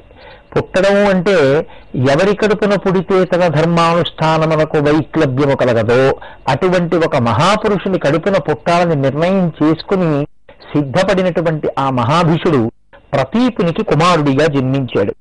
ఆ ప్రతీపుడు సామాన్యమైనటువంటి వ్యక్తి కాడు. ఆయన గంగానది ఒడ్డున కూర్చుని సూర్యాంతర్గతమైనటువంటి సూర్యమండలాంతర్గతమైనటువంటి శక్తి స్వరూపమైనటువంటి వరేణ్యమును గూర్చి స్తోత్రము చేసినటువంటి మహానుభావుడు. ఆ గంగకి అధిష్టాన దేవతగా ఉన్నటువంటి గంగమ్మ పైకి లేచి వచ్చి ఆ ప్రతీపుని యొక్క కుడితెడ మీద కూర్చుని నేను నీ యందు భర్తృత్వమును పొందాలనుకుంటున్నాను, అంటే నీకు నేను భార్యని కావాలనుకుంటున్నాను అంది. వెంటనే మహాధర్మాత్ముడు, వేదవేదాంగ నిరతుడు, సదాచారపరాయణుడు, ద్విజుల చేత పొగడబడినటువంటి వాడు, అపారమైనటువంటి కీర్తి కలిగినటువంటి వాడు, తపశ్శక్తి సంపన్నుడు, సూర్య భగవానుడి యొక్క అనుగ్రహం పొందినటువంటి వాడైన ప్రతీపుడన్నాడు, స్థితాదక్షిణ ఊరుమ్మే సమాశ్లిష్యత భామిని అపత్యానాం శ్మశానాంచ స్థానం విద్ధి రుచిస్మితే శ్మశామే భవ కళ్యాణి జాతే పుత్రేతి వంచితే భవిష్యతి చమే పుత్రస్తవ పుణ్యాన్న సంశయ. ఆయన అన్నారు, నీవు వచ్చిన కుడితల మీద కూర్చున్నావు. కుడితల కొడుకులు కూర్చోవడానికి, కోడళ్లు కూర్చోవడానికి మాత్రమే యుక్తమైనటువంటి స్థానం పురుషుడికి. ఎడమతల మీద భార్య కూర్చుంటుంది. భార్యయే ప్రియురాలు కాబట్టి ఎడమతల మీద కూర్చున్నది భార్య. కుడితల మీద కూర్చోవడానికి అర్హత పొందిన వారు ఒక్క కొడుకులు, కోడళ్ళు. కోడలు తన కూతురుతో సమానం కాబట్టి కోడలు కుడితల మీద కూర్చోవాలి, ఎడంతల మీద భార్య కూర్చోవాలి. అందుకే భద్రాచలం వెళ్ళినటువంటి శంకర భగవత్పాదులు రామచంద్రమూర్తి యొక్క ఎడమతల మీద కూర్చున్నటువంటి సీతారామ దర్శనం చేసి వామాంకస్థిత జానకీ పరివసత్కోదండ దండంకరీ చక్రం చోద్భకరేణ బాహుజుగలే శంకం సరం దక్షిణే అని ఆ ఎడమతల మీద కూర్చున్నటువంటి సీతమ్మతో కూడియున్న రామచంద్రమూర్తి యొక్క స్వరూపాన్ని వర్ణన చేసి స్తోత్రం చేస్తారు. ఎడమతల ఒక్క భార్య మాత్రమే కూర్చోవలసింది, కానీ నువ్వు కుడితల మీద కూర్చున్నావు కాబట్టి ఓ గంగా, నీవు నాకు భార్యవి కాలేవు, నా కుమారుడికి భార్య అవుతావు. నాకు ఉత్తరోత్తర పుత్ర సంతానం కలుగుతుంది. నేను నా కొడుక్కి చెప్తాను, ఒకానొక కాలంలో నువ్వు యవ్వనాన్ని పొందిన తరువాత ఈ గంగా నదీ ఒడ్డున విహరించేటటువంటి సమయంలో నీకు కనపడేటటువంటి ఒక సుందరాంగి నా చేత నీకు భార్య కావడానికి యోగ్యమైనదిగా నిర్ణయింపబడి నాకు కోడల్ని చేసుకుంటానని నా చేత మాట ఇయ్యబడినది కనుక నీవు ఆమెని భార్యగా స్వీకరించవలసి ఉంటుంది అని నా కొడుకుని ఆజ్ఞాపిస్తాను. కాబట్టి ఉత్తరోత్తర కాలమునందు నీవు నాకు కోడలు అవుతావు తప్ప కుడితల మీద కూర్చున్న కారణం చేత నాకు భార్యవు కాలేవన్నాడు. సరేనండి, గంగమ్మ వెళ్ళిపోయింది. ఆ తరువాతి కాలంలో ఈ ప్రతీపునకు శంతనుడు అనబడేటటువంటి పేరుతో బ్రహ్మగారి సభలో చూడకూడని చూపు చూసి శాపాన్ని పొందినటువంటి ఆ మహాభిషుడు కుమారుడిగా జన్మించాడు. ఆయన గొప్ప రాజర్షి, ధర్మాత్ముడు, సత్యశీలి, నిరంతరము సత్యమునందే మనసున్నవాడు, అటువంటి కుమారుణ్ణి పొందాననేటటువంటి సంతోషాన్ని పొందినటువంటి ప్రతీపుడు చాలా కాలం శరీరంతో ఉండి ఆయన తన కుమారుడికి యవ్వరాజ్య పట్టాభిషేకం చేసి తన తపోబలంతో శరీరం పడిపోయిన తరువాత ఊర్ధ్వలోకాల్ని చేరుకుని స్వర్గసీమని అలంకరించాడు. అటువంటి మహానుభావుడైనటువంటి ప్రతీపుని కుమారుడైనటువంటి శంతనుడు ఒకానొక సమయంలో గంగానది ఒడ్డున విహారం చేస్తూ వేటాడుతున్నాడు. ఆయన మంచి యవ్వనంలో ఉన్నాడు. ఈయన తండ్రి ప్రతీపుడు గంగమ్మకి మాట ఇచ్చాడు. ఆ గంగమ్మకి జ్ఞాపకం ఉంది, బ్రహ్మగారి శాపం చేత నేను ఈ భూలోకంలో పుట్టాను, మహాభిషుడు శంతనుడిగా పుట్టాడు, ఇప్పుడు నేను శంతనుడికి భార్యని కావాలి అని ఆవిడికి జ్ఞాపకం ఉంది. కానీ శంతనుడిగా పుట్టగానే తాను మహాభిషుడిగా ఉండేవాణ్ణని శాపాన్ని పొంది అలా పుట్టానని శంతనుడు మాత్రం మరిచిపోయాడు. ఎందుచేత అంటే పూర్వజన్మ జ్ఞానం ఎంతవరకు ఉంటుంది మనిషికి అని అడిగింది వేదాంత శాస్త్రం. భాగవతంలో దీని మీద చర్చ ఉంది. తల్లి కడుపులో ఉన్నంత కాలం పూర్వజన్మ జ్ఞానం ఉంటుంది. లోపల తల కిందకుంటుంది, కాళ్ళు పైకుంటాయి, శరీరం పెరిగిపోతుంది, చైతన్యం వచ్చేస్తుంది. అమ్మ తిన్న ఆహారం నాభిగా మనలో ఇస్తుంది. అమ్మ వేడి చేసే పదార్థం తింటే చేస్తుంది, చలవ చేసే పదార్థం తింటే పైశం పడుతుంది. తన మలమూత్రములను తాను అక్కడే విసర్జిస్తాడు.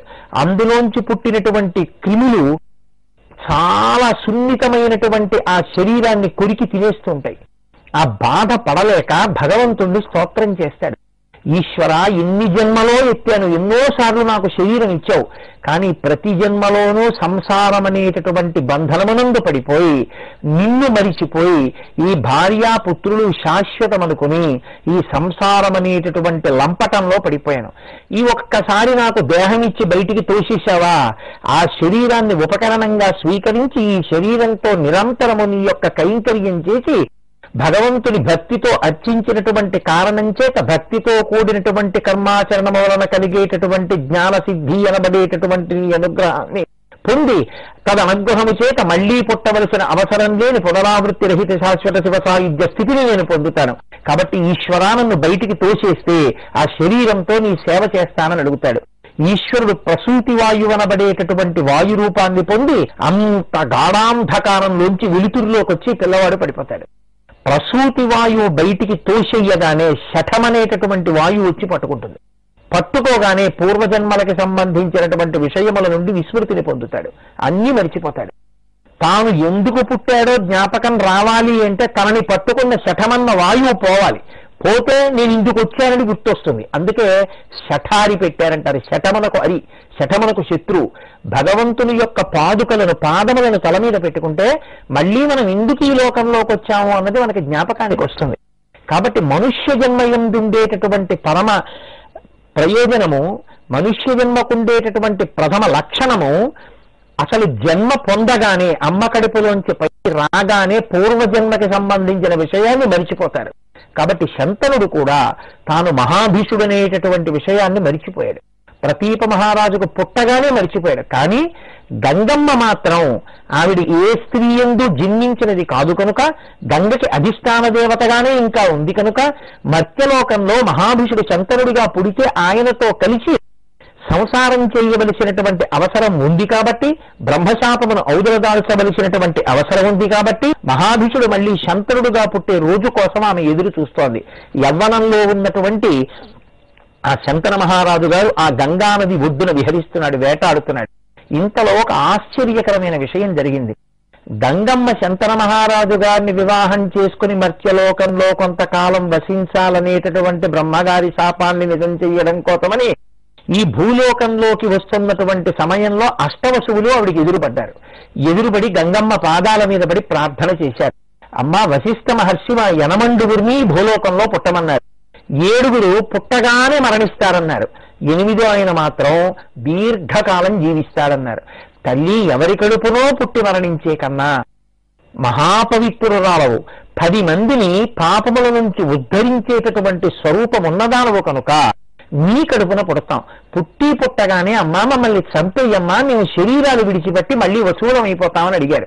తప్పకుండా మళ్ళీ మీరు దేవకార్య సిద్ధి కొరకు, మళ్ళీ మీరు మీ పదవులు పొందుట కొరకు మిమ్మల్ని నా కడుపులో ఉంచుకుని మీరు పుట్టగానే మళ్ళీ మిమ్మల్ని తీసుకెళ్లి గంగలో పడేస్తాను. అప్పుడు మీరు శరీరాలు వదిలిపెట్టి మీ వసు పదవులను పొందుతారు. అందుకని నేను మీకు జన్మ పోయేటట్టుగా నా కడుపులో మిమ్మల్ని భరిస్తానని వరమిచ్చి గంగమ్మ ఈ లోకానికి వచ్చింది. ఇప్పుడు గంగ ఒడ్డున వేటాడుతూ విహరిస్తున్నటువంటి శంతన మహారాజు గారికి గంగమ్మ కనపడింది. ఆయన ఉత్తరోత్తర పూర్వజన్మయందు పొందినటువంటి శాపము యొక్క కారణం చేత తమ తండ్రి అయిన ప్రతీపుడు గంగకి ఇచ్చినటువంటి మాట కారణం చేత గంగని చూడగానే ఆమె యందు అనురాగమును పొంది ఆమెని భార్యగా చేసుకుంటాను అని అడిగాడు. ఆవిడంది, శృణుమే సమయం రాజన్ రుణోమి త్వాం నృపోత్తమ ఇచ్చ కుర్యామహం కార్యం శుభం వా యది వా శుభం న నిషేధత్తయా రాజన్న వక్తవ్యం తథా ప్రియం యదాచత్వం నృపశ్రేష్ఠ నకిరిష్యసి మే వచః తదా ముక్త్వా గమిష్యామి యథేష్టం దేశం మరిషా. మహారాజా, నేను నీకు భార్యనవుతాను, నీతో కలిసి ఉంటాను, కానీ నాకొక షరతు ఉంది. నువ్వు ఎంతకాలం నేను అడిగినటువంటి కోర్కెని నిజం చేసి నా మాట పాలిస్తావో అంతకాలం నీకు నేను భార్యగా ఉంటాను. ఎప్పుడు నేను అడిగినటువంటి వరాన్ని అతిక్రమించి నేను అడిగినటువంటి కోర్కెని పక్కన పెట్టి నేను వద్దన్న పని నువ్వు చేస్తావో ఆనాడు నిన్ను విడిచిపెట్టి నేను వెళ్ళిపోతాను. దీనికి నువ్వు సిద్ధపడితే నీకు నేను భార్యాస్థానంలోకి వచ్చి కూర్చుంటానండి. ఏం కావాలి చెప్పమన్నాడు. నేను ఏ పని చేసినా నువ్వు ఎందుకు ఇలా చేస్తున్నావని అడగకూడదు. నేను ఏ పని చేస్తున్నా నువ్వు అడ్డగించి ఈ పని చెయ్యవద్దు అని అనకూడదు. నువ్వు అలా ఉన్నంతకాలం నేను నీతో ఉంటాను. నేను ఏదైనా ఒక పని చేసేటప్పుడు నన్ను నిగ్రహించి ఆ పని చెయ్యవద్దని విరోధించినా, నేను ఒక మాట ప్రతిపాదించినప్పుడు ఆ మాట కాదని తిరస్కరించి నువ్వు వేరు ప్రతిపాదన చేసి నా మాట చెల్లకూడదని నాతో వాదించి తిరస్కరించి నిలబడినా నిన్ను విడిచిపెట్టి నేను మళ్ళీ వెళ్ళిపోతానంది. దానికేముంది, నిన్ను నేను ఏ పనిలోనన్నా నిగ్రహిస్తే కదా, నిన్ను కాదంటే కదా, అలాగే చేస్తాను, తప్పకుండా నా భార్యవి కమ్మన్నాడు. గంగ శంతనుడి భార్య అయింది. బ్రహ్మగారి యొక్క శాపం ఇప్పుడు అనుభవంలోకి వచ్చింది. ఇద్దరూ కలిసి సంతోషంగా ఉన్నారు. శంతన మహారాజు గారు గంగమ్మ యొక్క సంసారము ఫలితముగా వాళ్ళిద్దరికీ ప్రతి సంవత్సరం ఒక కుమారుడు చొప్పున పుడుతున్నాడు. ఆ పుట్టినటువంటి కుమారులందరూ అష్టవసువులలోని 7 ఒక్కొక్కడు పుడుతున్నాడు. గంగమ్మ వాళ్ళకి వరం ఇచ్చింది, నేను మిమ్మల్ని పుట్టగానే గంగలో పడేస్తాను, మీరు శరీరం విడిచిపెట్టి పుట్టి మరణించి వసువులు ఎదురుగానన్నారు కదా, అందుకని పుట్టగానే మరణించి మీరు మళ్ళీ వసుస్థానానికి వెళ్ళిపోండని కడుపున పిల్లవాడు ఇలా పుట్టగానే ఆ పిల్లవాడిని పట్టుకుని గంగమ్మ చెరచెర ఆ ప్రసూతి మందిరంలోంచి గంగానది ఒడ్డుకు వెళ్లి ఆ గంగలోకి పిల్లవాడిని విసిరివేసి, కొడుకు పుట్టినప్పుడల్లా శంకర మహారాజు గంగమ్మ వెంట వెడుతుండడం, గంగమ్మ కొడుకుని గంగలో విసిరేయడం, ఆ పిల్లవాడు గంగలో పడి మరణించడం, గంగ తిరిగి వచ్చేయడం. నిగ్రహించి ఈ పని ఎందుకు చేశావని అడిగాడో వరం ఇచ్చాడు, అలా అడిగాడో అలా చెయ్యొద్దన్నాడో గంగ వెళ్ళిపోతుంది. తన భార్య ఎక్కడ వెళ్ళిపోతుందో అనేటటువంటి బాధతో 7 పర్యాయములు 7 కొడుకుల్ని చంపేసినా కిమ్మనకుండా ఊరుకున్నాడు. కానీ ఆ రాజ్యంలో ఉండేటటువంటి పౌరులు, ఆ రాజ్యంలో ఉండేటటువంటి మంత్రులు ఏ తల్లి చెయ్యరాని పని, కష్టపడి కన్నటువంటి పిల్లవాడి కోసం ప్రాణం విడిచిపెడుతుంది తల్లి ఎక్కడైనా. ఇదేం ఆశ్చర్యం, ఈ పుట్టినటువంటి కొడుకుని పట్టుకెళ్లి గంగలో విసిరేస్తోంది గంగమ్మ. అయ్యయ్యో, నువ్వు అలా కొడుకుని విసిరేస్తున్నావేమిటి? కొడుకు లేకపోతే ఉత్తరగతులు ఎక్కడున్నాయి? కొడుకు లేకపోతే రాజ్యానికి ఉత్తరాధికారి ఏడి? కడుపున కొడుకు పుట్టలేదని ఎంతో మంది పరితపించి బాధపడుతున్న రోజులలో సంవత్సరానికి ఒక కొడుకు పుడితే ఆ కొడుకుల్ని అపురూపంగా చూసుకోవలసినటువంటి తల్లిదండ్రులమైన మనం ఆ కొడుకుల్ని పెంచి పోషించకపోగా పొత్తిళ్లలో ఉన్న పిల్లవాడిని పొత్తిళ్లలోనే పట్టుకెళ్లి గంగమ్మలో విసిరివేయడానికి నీకు ఎంత మనసొచ్చిందని భార్యని కనీసం ఒక్క మాట కూడా అడగకుండా భార్య యందు మరులుకొని ఈ మాటని తిరస్కరించలేక నిలబడినటువంటి శంతనుడి యొక్క జీవితం ఒక జీవితమా అని వాళ్ళందరూ ఆయనని తిరస్కార భావంతో చెప్పుకోవడాన్ని విన్నాడు శంతన మహారాజు గారు. 8వసారి మళ్ళీ కొడుకు పుట్టాడు. ఇప్పుడు 8వసారి పుట్టినవాడు దీర్ఘకాలం ఈ భూమండలం మీద ఉంటాడని కదా వశిష్ఠ మహర్షి యొక్క శాపం. కాబట్టి 7 వెళ్ళిపోయారు. ఇప్పుడు 8వ వాడు దీర్ఘకాలం బతకాలంటే నువ్వు ఈ పని చెయ్యవద్దు అని శంకర మహారాజు గారు అడగవలసి ఉంటుంది. ఇప్పుడు 8వ పిల్లవాడు పుట్టాడు. పుట్టగానే మాదితో ఉన్నటువంటి ఆ శిశువుని చేత పట్టుకుని గంగమ్మ గబగబా నది ఒడ్డుకు వెళ్ళిపోతోంది. వెంటబడ్డాడు శంకర మహారాజు. ఆగుతుందేమో అని పరిపరి విధముల ప్రార్థన చేశాడు. అయ్యో 7 పిల్లల్ని గంగలో పడేశావు, వీడు 8వ పుట్టినటువంటి కొడుకు, ఎందుకు ఇలా కొడుకుల్ని పడేస్తామని ఆవిడ ఆగలేదు, నది ఒడ్డుకు వెళ్ళిపోతోంది. ఇక పిల్లవాణ్ణి విసిరేస్తుందేమో అనేటటువంటి భావన చేత కలిగినటువంటి వ్యగ్రత చేత తాను ఇచ్చినటువంటి వరాల్ని కూడా విస్మరించి, ఒకవేళ నేను వద్దు అనడం వల్ల గంగమ్మ నన్ను విడిచిపెట్టి వెళ్ళిపోతే వెళ్ళిపోవుగాక, 7 కొడుకులు చచ్చిపోయారు, కనీసం ఈ 8వ దక్కాలి. ఎందుకు అనుకుంటున్నాడు శంతనుడు అలాగా? తనకి 8 కొడుకులు పుడతారని వాళ్ళు అష్టవసువులని తెలుసున్నది గంగమ్మ తప్ప, అష్టవసువులు తన కడుపున పుడతారన్న విషయం తెలియనివాడు శంతన మహారాజు. తన పుట్టుక గురించే తనకి తెలియనివాడు, మత్స్యలోకంలో పుట్టగానే మరిచిపోయాడు పూర్వజన్మ వృత్తాంతాన్ని. అటువంటి వాడికి అష్టవసువులు పుట్టారన్న విషయం ఎలా తెలుస్తుంది? అందుకని అది ఈశ్వర శాసనం, వశిష్ఠ మహర్షి యొక్క శాపం. ఆయన వాక్కు నిజం కావాలి, 8వ బతకాలి, దీర్ఘాయుష్మంతుడు కావాలి. అందుకని ఇప్పుడు ఆయన అన్నాడు, 8వ గంగలో విసరబోతుంటే అపుత్రస్య గతిర్నాస్తి స్వర్గే వేద విదో విదుహు తస్మాదద్య వరో రోహే ప్రార్థయామ్యస్తమం సుతం.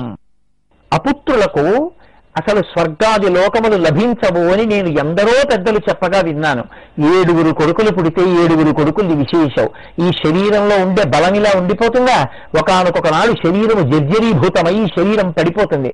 పడిపోయినప్పుడు చిట్ట చివర శరీరంలోంచి ప్రాణము ఉత్క్రమణం అయిపోతుంటే కొడుకు పక్కన నిలబడి తన ఒళ్ళో తండ్రి యొక్క శిరస్సు పెట్టుకుని ఆ నోట్లో కాస్త గంగాజలం పోస్తే గరుడ పురాణంలో చెప్పినట్టు 1,00,000 తేళ్లు కరిచినటువంటి బాధ నుంచి కూడా ఉపశాంతి పొందగలిగినటువంటి సౌఖ్యాన్ని తండ్రి ఏ రోజున పొందుతాడంటే కొడుకు ఒళ్ళో తలపెట్టుకుని ప్రాణాన్ని విడిచిపెట్టినప్పుడే ఉపశాంతి పొందుతాడు.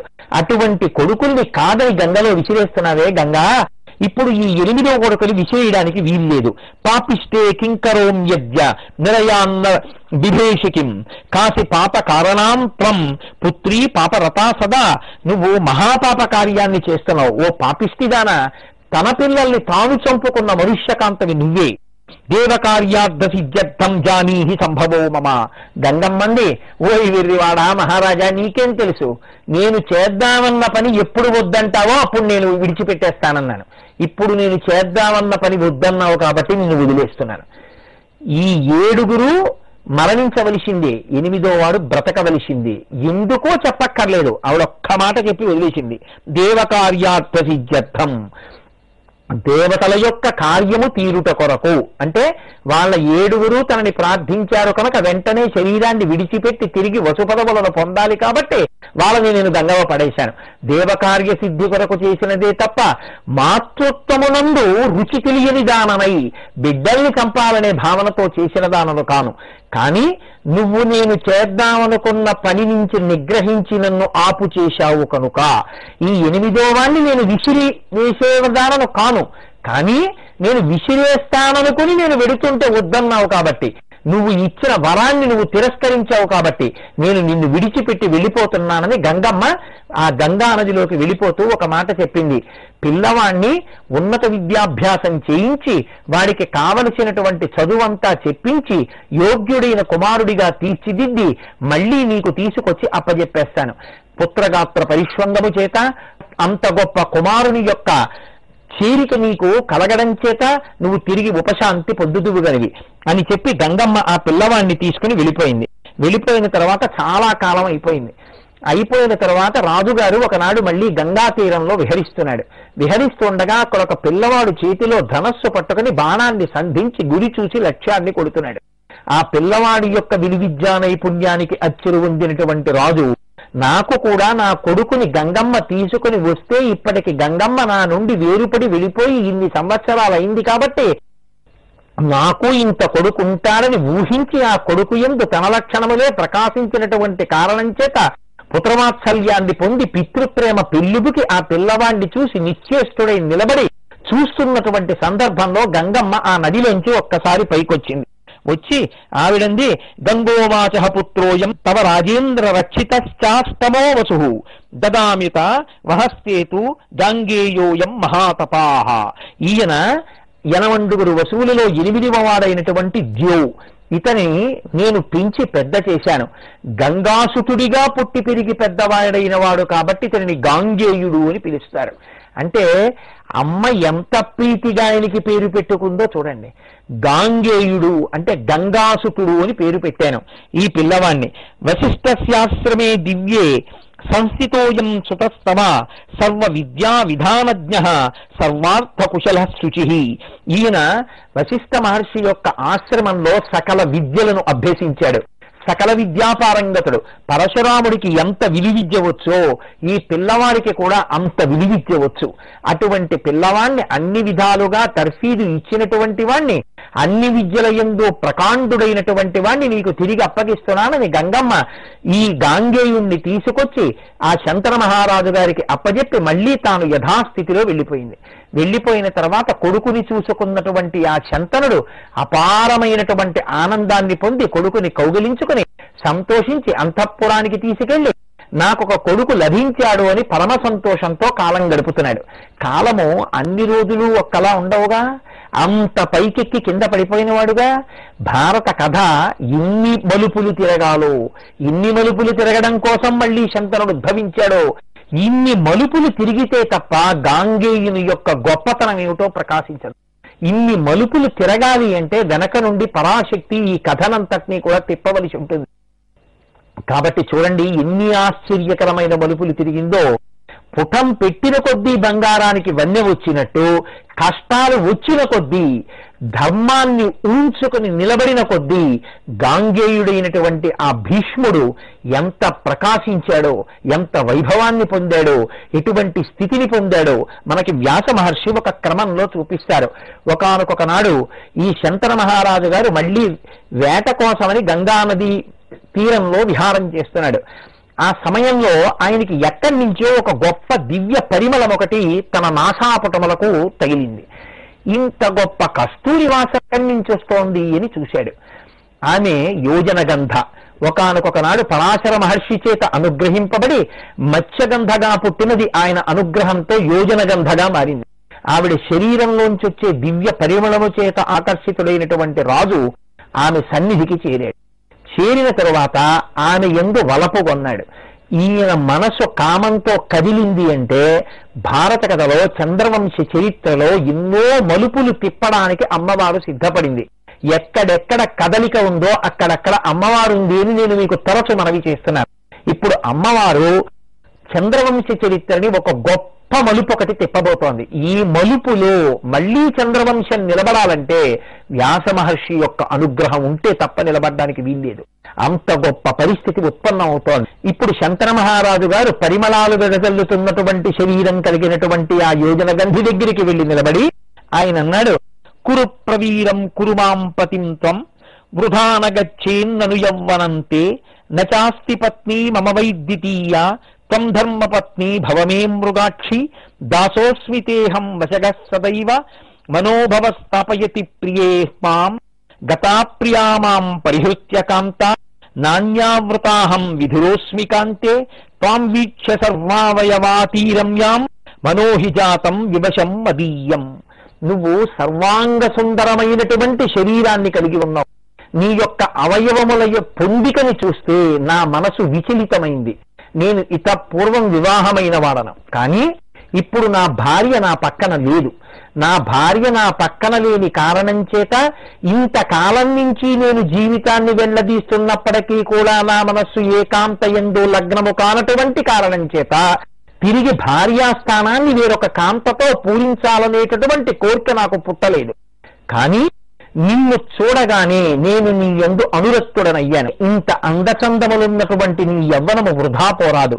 కాబట్టి నేను ఇతపూర్వం భార్యా సహితుడనైనా ఇప్పుడు నా భార్య నన్ను విడిచిపెట్టి వెళ్ళిపోయినటువంటి కారణం చేత నేను భార్యా రహితుడనై ఉన్నాను.